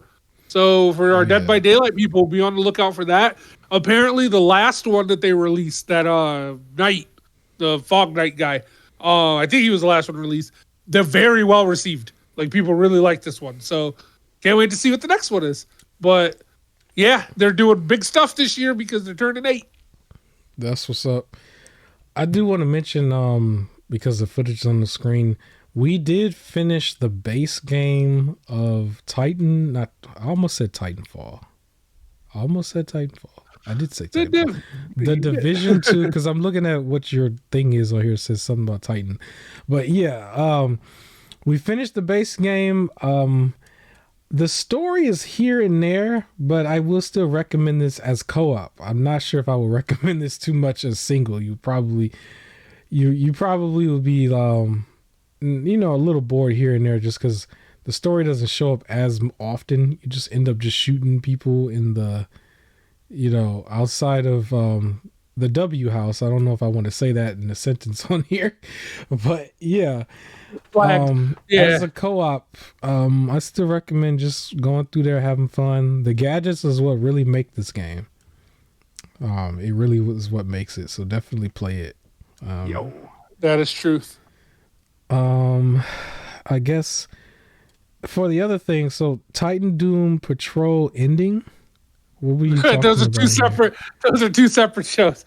So, my bad. Yeah, I one sentence. Okay. Titans and Doom Patrol, both on HBO Max, are ending after this current 4th season. So they did half of the season in December, and then they're releasing the other half later this year, and then that's it for both. And James Gunn was very quick to jump online. It was like, it's not me. I didn't get him canceled. They were already planning for that. Because everybody's been blaming him.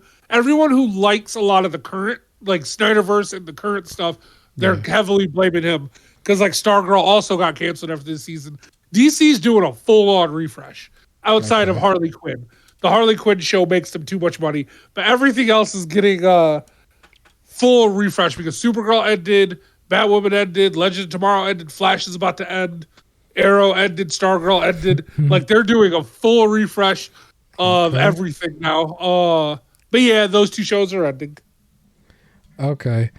Because I looked at this for a second. I was like, are you trying to spoil the ending? What are you saying? But okay. They're being ended. Okay. All right. I'm mad about Doom Patrol because I really like Doom Patrol. And Titans. I know it had its ups and downs. But I thought Doom Patrol was also very well done, and Stargirl was also very well done. So sad that those are ended. All right. Well, what's happening with your boy Justin from Rick and Morty, man?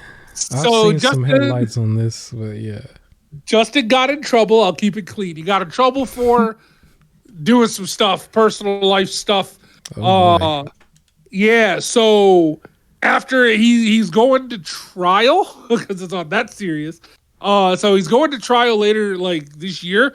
But as soon as it got announced, like he was being accused of some stuff, everybody dropped him. So Adult Swim was like, "Yeah, we're no longer associated with him. Don't worry, Rick and Morty will continue."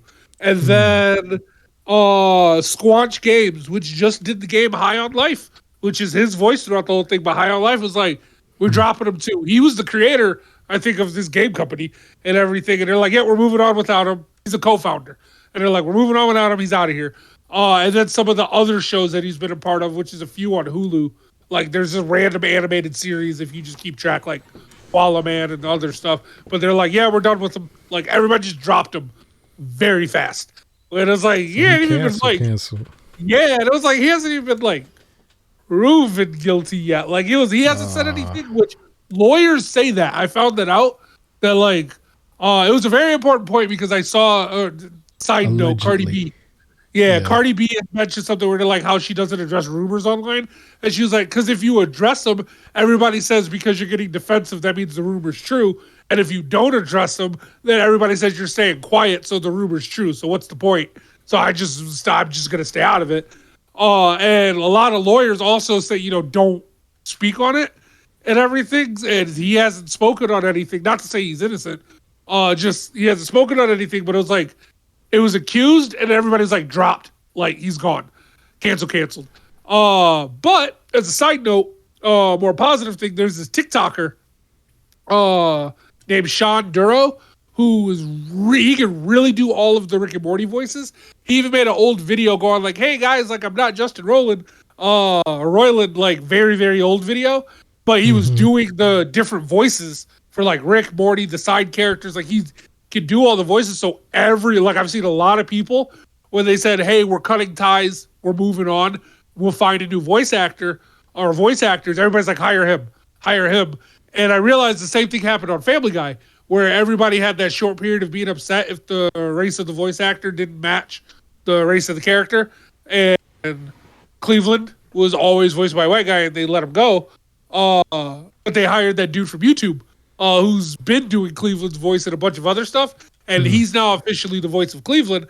So it's like, if you want to be a voice actor, if you can mimic some of these popular roles and just wait for the person to get in trouble, like you can kind of get in to your spot. So practice famous voices and just put it out there. I might try to practice because I got the microphone that a lot of those people use.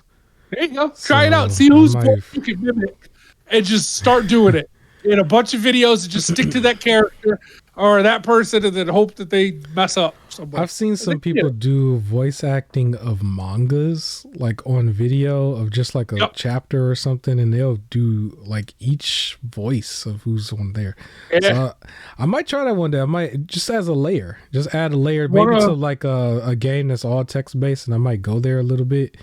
Why not? Just because. What somebody else did it. They were voice acting over some of the lines from Pokemon Scarlet and Violet because they were arguing that it needs voice acting now. Yeah, I've seen somebody a couple was of those. doing it, and it's like it sounded really good. And there was a Persona 5 challenge as a side note where the Awakening, right, where you get your persona, where people put the music and did their own voiceover for getting their own awakening. But yeah, if you can do it, put it out there. Like, who knows what might get picked up? It gets popular enough. Yeah, content is content. I'm always looking for new content. I guess real quick, because we'll jump back into gaming a little bit more. So, so you said someone on Tinder made a video that was game? what I was going to bring up. Yeah, so this one girl pointed out that apparently on Tinder, like where you're like swiping and everything, and if you match, this dude sends pretty much a game for you to play. It's an old 8-bit style game, and it's a whole game that they did design about dating them. So all of their interests, so you can see all of that. I guess dynamic they would want in like a serious relationship or something like that to like not waste time. But like it's kind of relatively lighthearted, but it's like, here's all my interests. So it's like, rather than having to list it out paragraph form, the person can play it. So I imagine being a gamer is one of his big, like, you gotta be and everything. So anyone who doesn't want to play through the game, well, there you go. Like, it knocks them out quickly. And you ain't got to worry about wasting time. And then you move on. But he made a whole 8-bit game that you can play about dating him. Wow. Yeah, with a character creator. You can make your own little character. Wow. Yep. That's crazy. I guess real quick, I'll mention, because I was mentioning a lot of 007 stuff earlier. There was a game that's supposed to be like a clone of that's on PC that's going to be coming out probably somewhere in this year, called Agent 64. And I mentioned that at the end of like my last video before this one comes out. And I remember I didn't look too much into it because the full game hasn't come out yet, but there was a mode on there where it said you can create your own campaign. So for anybody who really is trying to play that type of like GoldenEye type of game where it looks like that and it feels like that, there's going to be a way, I guess, for you to just download from the community as their campaigns and stuff, and they can keep making maps and everything, and it's all N64-ish graphics with a little bit of ray tracing for what I saw. And so yeah, it might be ongoing for good, like Super Mario Maker, where you just play everybody's board, you know. So yeah, that might be, somebody might be interested in that. I'm definitely interested in it. I want to play all those type of games. But yeah, we got a couple more topics before we get into like the movie and stuff. But do you want to mention the Cowboy Bebop thing? I think I saw a vid on there. I tried to watch a vid on it. I guess the Netflix messed it up for the hardcore. But yeah, not just the hardcore. So it just got revealed in a long, very nice read. So if you can find it, read it. Okay. Interview with the creator of the show, Shinichiro Watanabe. Yeah, he didn't want to watch it, right? Well, yeah. So they sent it to him, and he said it starts off with a scene in a casino. This is a quote. It started with a scene in a casino, which made it very tough for me to continue. I stopped there, and so I only saw that opening scene. It was clearly not Cowboy Bebop, and I realized at that point that if I wasn't involved, it would not be Cowboy Bebop. I felt that maybe I should have done this, although the value of the original anime is somehow far higher now. So he's straight up just like, yeah, I saw the opening scene, cut that bad boy off. It was like, we're good. And I watched the rest. Which I always kept saying, I was like, I didn't think it would translate too well in the live action. And it was I watched it, and it was very recently too. It was a very well done anime, and I can see why this one is what got a lot of Western people audience in to anime.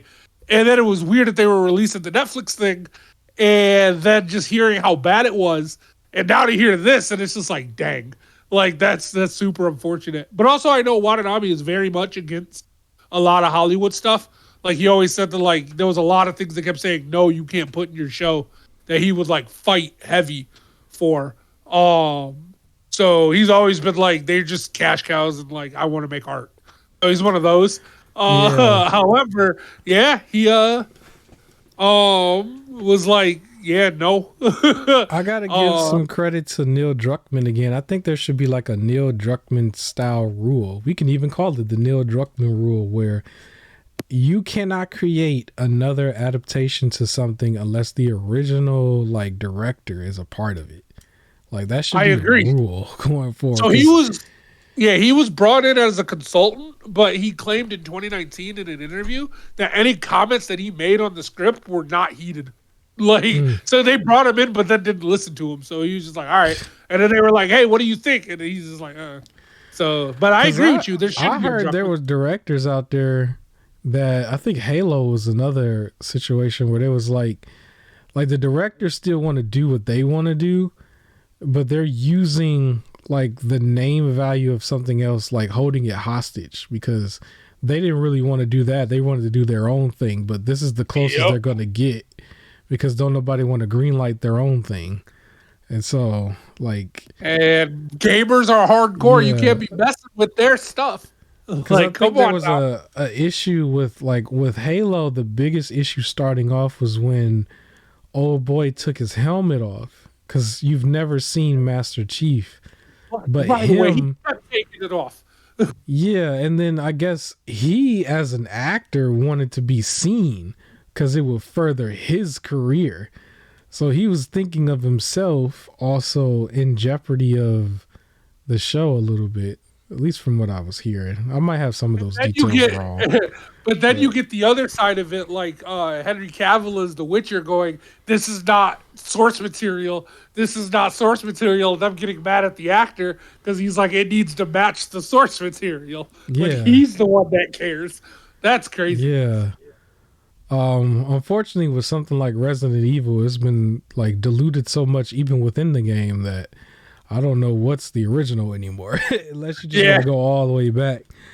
But yeah, so there's that. I guess real quick, you want to talk about if we might have to replace Aquaman like he Batman or something. What's going on? Yeah, so of course James Gunn was like, everybody get replaced, refresh, new Superman, things like that, new Wonder Woman, and it's been hinted that this next Aquaman movie is the last one, but in an interview, Jason Momoa, it's already established that he's probably going to be playing Lobo. He's going to be playing a new character, but he straight up said in the interview, "I'll always be Aquaman. Ain't nobody coming in here and taking that and then an expletive." Which I'm trying not to do like I did last week. But he's like, same expletive that I used last week. But people are questioning it because they're like, wait, are they keeping him? Because of the way he's talking, he's been in a lot of meetings. Mm-hmm. I think he's just saying these movies have existed and will always exist. And you could always consider me as the Aquaman, like proper in the movies, but he's going to be somebody else. Like, there's no way they're going to keep, like, again, because they're replacing Superman because they want to, I think, stick with the Matt Reeves Wonder Batman. Woman just got axed. They axed Wonder Woman and she got replaced. She's going to get replaced. That makes no sense that you replace all of them, but then, like, we're going to keep Momoa as Aquaman. Like, no, if you're going to use Aquaman, you got to be replaced too. Or you bring all of the Snyder people back. But, including Flash. Including, you got to bring Ezra back. I think it was Issa Rae from, what is her name of her show? Issa Rae. I know what you're talking. It's like a talk show thing, right? It's not a talk show, though. It's an actual show. It starts with an I. I can't think of it. All the girls are on it, but she don't like him, and she was mad at the industry. Insecure. Yeah, I think it is Insecure. Yes, I think she was mad at the industry because she felt like the industry is protecting him, but like not putting out anybody else or something. So yeah, Ezra got it good. Yeah, because I guess the show must go on. I guess is what's going on with the actual movie, like a full blown movie. Is it safe to say Ezra just outran all the problems? Oh my gosh, probably. Speaking of outrunning all the problems, there's a lot of running within the Last of Us 2 or Last of Us second episode. Ooh.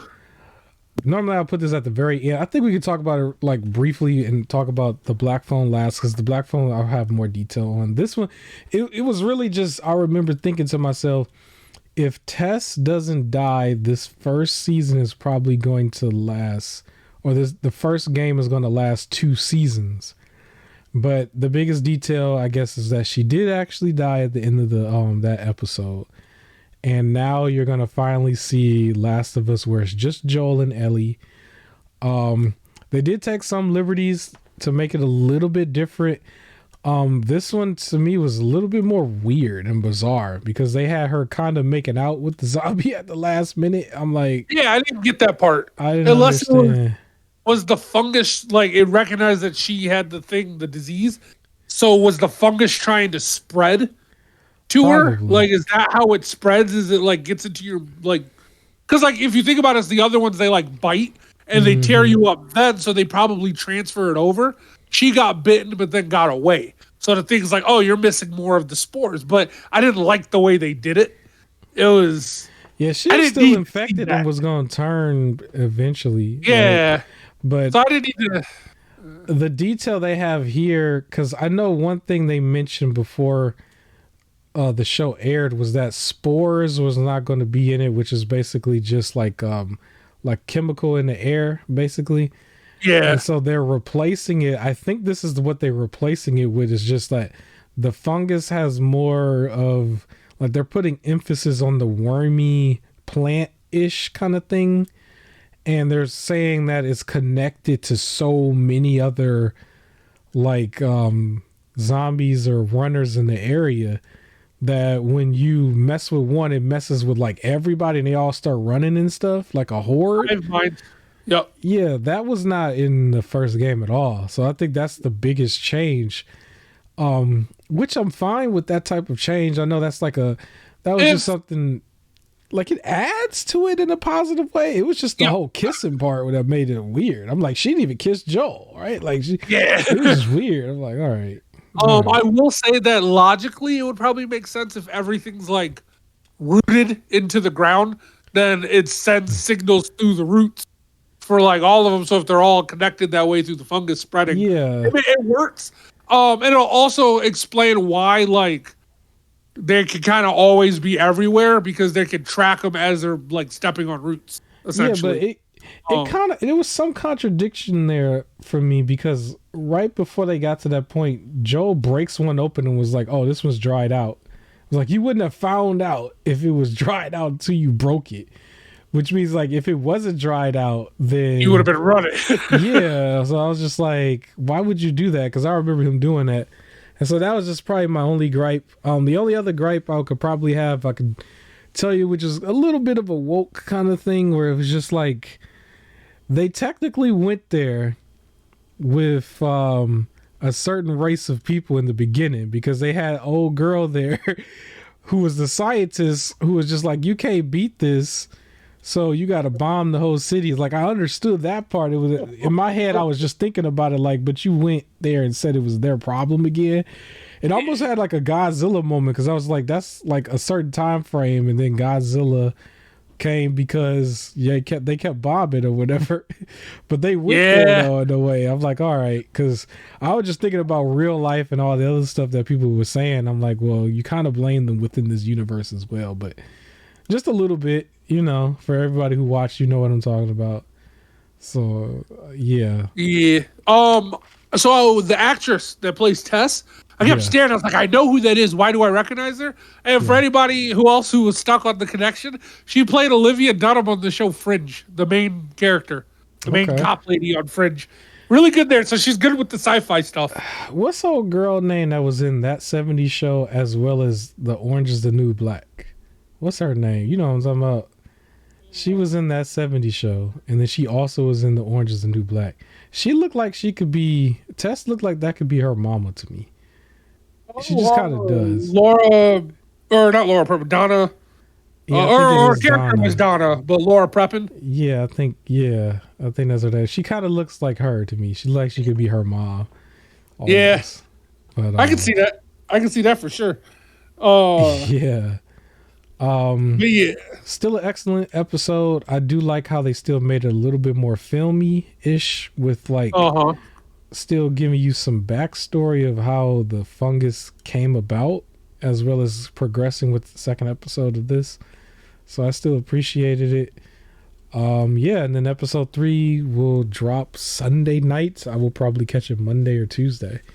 But yeah. I'll catch it like Wednesday or Thursday. But yeah, it was good. Good. Yeah. So, yeah, it's not too much we can really talk about it. Everybody else's game or the show been spoiled technically. I wonder how they're going to do the ending of the show to set up the second show with all of that and how they will go about it. Good point. Because I know if they're taking small liberties here and there, I wonder how far they're going to go. Because the only thing that was in question for Last of Us 2, like I said earlier, was the story. So I wonder, but I don't think they can avoid. I don't think they're going to deviate that much because that'll almost be like Druckmann admitting I messed up or something like that. And you're telling the story. I think the liberties they're doing makes it like less video gamey in a way. Like it makes sense for the context to be able to move the story along, I think, and to help build tension and stuff like that.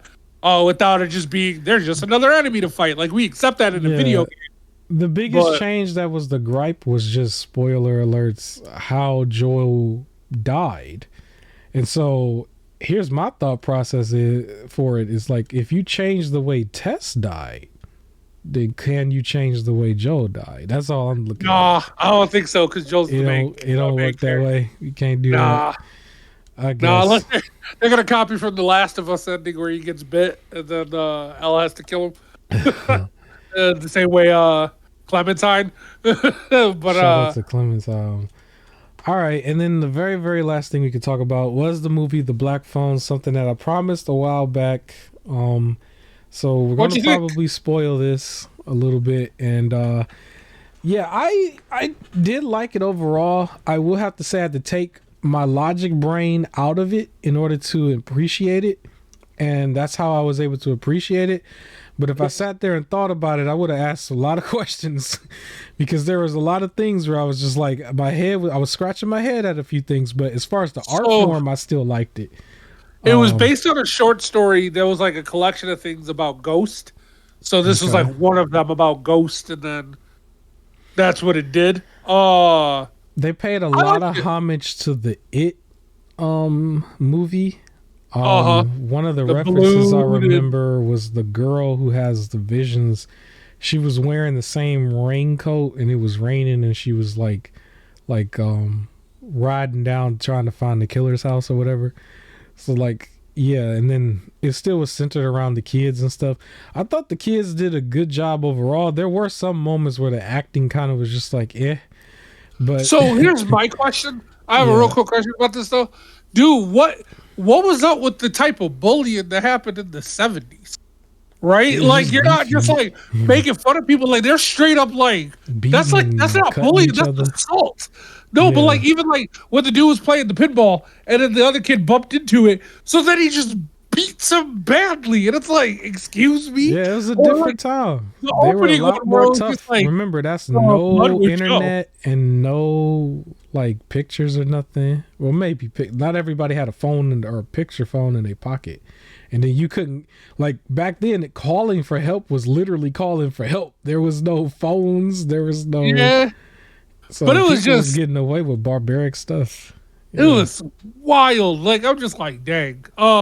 Security cameras and I everything. Like if you didn't catch somebody right then and there, is basically she said, he said, whatever. Like So what I was the joke that I made with you last week. So like the whole what would you do if like it's like you're a kidnapper and at some point the person you have him in your basement and you just walk upstairs, go grab food and go back downstairs.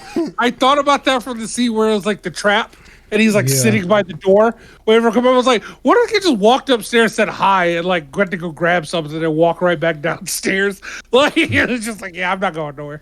It's the movie still had its tongue in cheek moments because I couldn't take the Jerry or Jim Carrey looking dude serious. The one that was supposed to be the brother upstairs trying to solve Oh, it the in coke his out. basement. It But was he was, just but goofy. he was drugged up. That was the whole point. He was Yeah. 70 drugged up. It was Uh, so goofy. I was like, yeah, what? I'm mad that the house too, the little murder thing was across the street. Like, I was like, really? Like, you? That's your? It's Yeah, just it across was the street. that part kind of I was like, really? It was across the street. But No neighbor saw you go into both houses and went, "That's weird." Like, no, there was not one neighbor. Okay. I do want to mention this because I don't know if people were aware. For anybody who's watching this far, thank you for watching this far. But the drunk dad, for anybody who paid attention or Oof. recognized his voice, that's actually the guy who played Balder from God of War 2018. That's Yeah. him. That's the same guy. His character here was kind of crazy. There was just loose ends to me everywhere with him because not him, but just like like a lot of things. So like if I put my logic back into it, there wasn't really an explanation for the girl and her visions in a way and then how So she it's was like, talking to God, I guess, at her oh, dollhouse. oh, so her mom was also a psychic, and I think the doll Yeah. wasn't that just praying. I think she was just praying, like in Yeah. general. She was just praying, and she had a moment where she was just like, "What's up with you not giving me a vision tonight or something?" Yeah. I'm like, okay. Well, yeah, because she doesn't know where the visions come from. So that was just a normal prayer, and then it not answered in the time you want it. But yeah, the vision thing, I think they were trying to say her mom was also a psychic. When the boy was finally captured and he was in the basement, it threw me off immediately when they started doing the supernatural stuff. Because I was the point of the movie. Yeah, I was expecting just like this person is captured. The first thing I thought was that he was starting to just go crazy. I was like, oh, he's just going crazy. And then the phone kind of like it was falling flat for me a little bit when they were mentioning these other people, and I'm like, who are these kids that they're talking about? The only one I remember was the one who like stood up for him in the bathroom. Like almost everybody else. Of them, well, it was him and then the baseball kid. Everybody else was taken before that. But I think the idea was the ghost would get but so far to escape and then get caught. So that was the experience he was hearing where they were like, go do this. But the next kid did that and it failed. And it was like, all right, well, this is how far I made it. So eventually he can get out. Which, with her having visions, him being able to talk to ghosts, it was more like they got all these like psychic gifts from mom. Right. I can, I was going along with it. I wasn't going to nitpick at everything because I still thought of it as more of like a passion project in a way. Like with the main character, initially he came off as if he was like the Joker, and then he just kind of was just like now just talking to him like a regular person. I just thought it was there. It just felt like certain side things were incomplete to me. One good thing I can make mention about was just the police investigating. Like they were asking about the balloons, right, at one point, and then when we saw the dude get captured, he'd let the balloons go in the air, and that was a detail I was like, okay, that's probably why they asked, but then they didn't really like they didn't finish that thought to me for everybody else. That was just a thing. Wasn't that why they were interrogating the sister so much? Because she had mentioned balloons, and they're like, what do you know? Because we never said anything about that. And she's just like, vision. It was a vision. And they're like, nah, don't lie. I thought overall it was good. Even though I keep making jokes about little stuff here and there, I did enjoy it. I do want to make that clear. I let the supernatural stuff go by, but the one thing that I couldn't really like accept in a way, and it's not really a gripe at all, it's just I find it hard to believe that the police would have an investigation where they're moving forward on it based on a little girl's visions in her dreams. It was kind of hard for me to just accept that part. So you want that to be, you want that to be difficult. However, there's a lot of premises of like private investigator like helping out the police where they're psychics. And like they're like, this is my vision, and then the psychic, like the police just take their word for it and go and do it. This happened a lot. It probably does. It just seemed like when you see it in real time for them to move that fast, I was just like, I don't know how far that would go.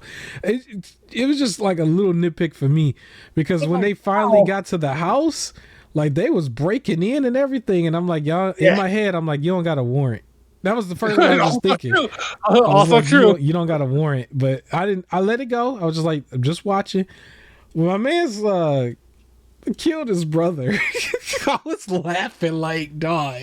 It was more goofy. And then I was more upset that the brother gets downstairs and can easily, like, you see a kid chained, and instead of going, what the hell, or unchaining him, or turning around to stop your brother or something, he just goes, oh, thank God, I figured it out. Man, I am a genius. Let me tell you how I'm a genius. And the kid's like standing there, like watching. It's like, no, shut up. I need to explain to you. It was tongue in cheek. I was just like, there's no way. His whole character was tongue in cheek. But the whole like snap back to reality with the kid, I really enjoyed him. Like, I guess taking the power into himself. Like he had this plan. He set a trap. And he was like, when he was beating my mans with the phone, I was like, oh boy. It because he was defensive with it. He made one mistake and he almost got caught up because he went on the offense. But when he was on the defense with it, he was just lighting him up with the phone. I was like, okay. Dude, that slide choke that he did. Yeah. I was like, yo, okay, Batman. Like it was cool. Yeah, it was cool. It was cool. It was really good. It was hard for me to take it serious for a second when they had the phone breathing. I was just like, okay. Like, it was just moments where it was just tongue in cheek. I was just like, dog, is the phone really breathing? Like, really? It was also, I was a little disappointed that, I mean, they probably would have ruined the capture a little bit, but when the dude went to capture the other guy who was washing the blood off his hand from in the bathroom, who had all the other three bullies scared, like, I almost felt like that particular encounter should have shown like a battle almost, because he kind of just was walking there and the other guy was coming out and that was the end of it, and then he went missing. I'm like, yo, but he was the deal. Like I felt like it would have been a little bit of a tussle, because if you look at it afterwards, the other boy, the main character, was still at least able to cut the dude in the arm or whatever. And it was like, technically, he had no scratch on him from that dude. The guy who bloodied up the guy who was like way bigger than him before. He should have had a black eye or something. Yeah, he should have had a black eye or something. I don't know. Little details, but I still liked, when he did the head snap and stuff, it just was like, or the neck snap, it was like he snapped him into reality a little bit and killed him, I guess, because I didn't know if there was going to be a supernatural element for that point, because they mentioned that he can hear the phone too, but he chooses to ignore it or whatever. And I remember that detail. So I just thought at first only the kid could hear it, and then all of a sudden at the end, when all of them were like, yeah, we got you, punk. Like, all of a sudden now he can hear it. But in my head, I was like, what if he still can't hear nothing? And only like the main character kid can hear it, but he's like choking him while going, listen to all these people, and it's just silence on the phone. And the guy realizes he just kidnapped a kid that was crazier than him. Yeah. And that's why he's all scared. But yeah, I guess he heard it in the end. Yeah, it was crazy. It's aimed towards horror, towards kids. I'm a little sensitive towards it, because in real life people do get snatched all the time. We could talk about it off air, but yeah, overall it was still a good movie. To me, it's not really a top horror movie. I've seen more horror that's a little bit more top. I can count this as horror for what it's horror for, but it didn't really feel horror, if that makes sense. More suspense for me. Yeah, suspense. Like, I want to see what's going to happen. Thriller. How is he going to do it? Yeah. Yeah. I like how the kid, at the very end, he's basically a strong kid versus the moments before where he's like weak and he's crying and he can't really fight bullies. And at that point, he's going to be therapy. Yeah, when he went back to his school, he was the man. He was walking through and everything. Like, it was a little weird too, though, when they had the girl at the very end. Like, oh, now he gets the girl. I was like, I kind of feel like she should have had the same reaction as everybody else. Like, is that him? And looking at him funny. Also, she kind of, if I'm not mistaken, she kind of hinted that she kind of liked him beforehand, and he was just too shy to make a move. And now. I guess he could make a move, but she should have been at someone all like, "Are you okay?" or something. Like, she just walked over, and just like, it's a Tuesday. I would have expected her to just be slightly uncomfortable while she was sitting next to him, instead of like just kind of like, "Hey," or whatever. Maybe not. She did like him beforehand, and now he's a certified badass. Like, maybe now she likes him even more. I guess that's the angle. But still a good film. Honestly, before you mentioned it, I wasn't even going to watch it. I was straight about to forget again. And I was like, I was still recording that last video. Or not recording it, but editing the last video. And I was like, all right, I got to watch that tonight instead of what I was going to do. Because I was about to straight just read another like 50 plus pages of a book or whatever. But then I was like, all right, I'm going to watch that. And then I'll probably read some more tonight. So, yeah, good film. Still a good film. I'm gonna shout out this film, The Void. I want people to go watch that. The Void 2017. Is that the one we watched? Yeah, I would say that's horror. Was my biggest WTF moment? Oh yeah. Yeah. There's a few of them. If you're looking for some horror where you are just like, what is happening? Yep. But yeah. I would always shout out Grave Encounters. You know me. The first one. I ain't shouting out the second one. The first one. But yeah. Expect more horror content to come to the podcast, at least little by little, and eventually I will pick my second channel off the ground that's supposed to be centered around TV shows and movies. It's just really, I don't know how I'm gonna do that B-roll. We've seen, those channels where they do like they watching it themselves and they've skirted around it a little way. It's just, I don't know if I want to take those liberties. It's not the same as like your gameplay video, Right. So I don't know. I'm still figuring that out. I'm still going to research some more on that, but eventually I'll get that channel up off the ground. It won't be as consistent as this one. I don't think so. It might be a little spotty because I don't consume that much media like that. It's really just when something good comes out, like Last of Us, for example. But with Last of Us, I don't know if I really feel like I would talk about each episode that long to really talk about it like that. It's like, just highlight some things here and there, and then they're changes. So second channel coming soon once you figure it out. I said the first video I was going to talk on is how I don't want the Joker to be a musical. Back then it was like a rumor. Now it's like it's actually happening. Unfortunately. So, I don't understand how they're doing it. It's like all he had to do was just do his little twisty dance to the music. He ain't got to make it a musical. I don't need a Joker movie, personally. They're going to ruin it. All it needed to be one film, and it just need to be a really good film. But they need to make that money, man. That's all it is. They trying to make money off every little thing, and they'll twist it any little way. What if The Last of Us season 2 is a musical? Gosh. Make it a musical, or they'll have like a moment where they're surrounded by the zombies, but then the zombies sing or something real quick, or they click a bunch of times and it's like poetry clicking. They click to like a snap and the person's singing over it. It's like, oh my god. Well, they have a nice chiming sound to the golf club. But anyways, that's all I got for you here. Any last words so we can wrap this up? If there's any other horror movies that you're like, this is the best one, put it in the chat so we can take some time to watch it. Yeah, definitely do that. I definitely do look at when people say something like that on other social medias and stuff. I screenshot them and I watch the trailers later. And then I'll pick certain ones. Like the Black Phone, I think somebody else recommended it to me, but I remember I had the movie poster saved for a while as like a reminder, like on a folder on my phone to like go check that out eventually. But then someone else recently was talking about it, so I was like, all right, I'm about to go check it out. And so I did finally, took a while, but I finally did it. I'm gonna work on making promises on the channel. I'm gonna work on not doing that. So that stuff, it'll be like the Xbox show. Just you get a surprise every now and then, so that I don't have to be like, I don't owe myself to do it.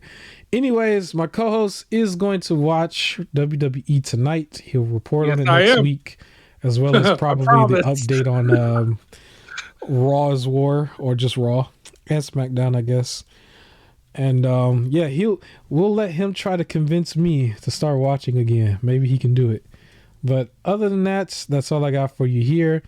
I'd like to issue out a public apology to the community that don't wash the back of your ears. I don't usually talk about y'all. I just say make sure you wash the back of your ears, even if you don't do it. My bad. All right, and we are out. Peace.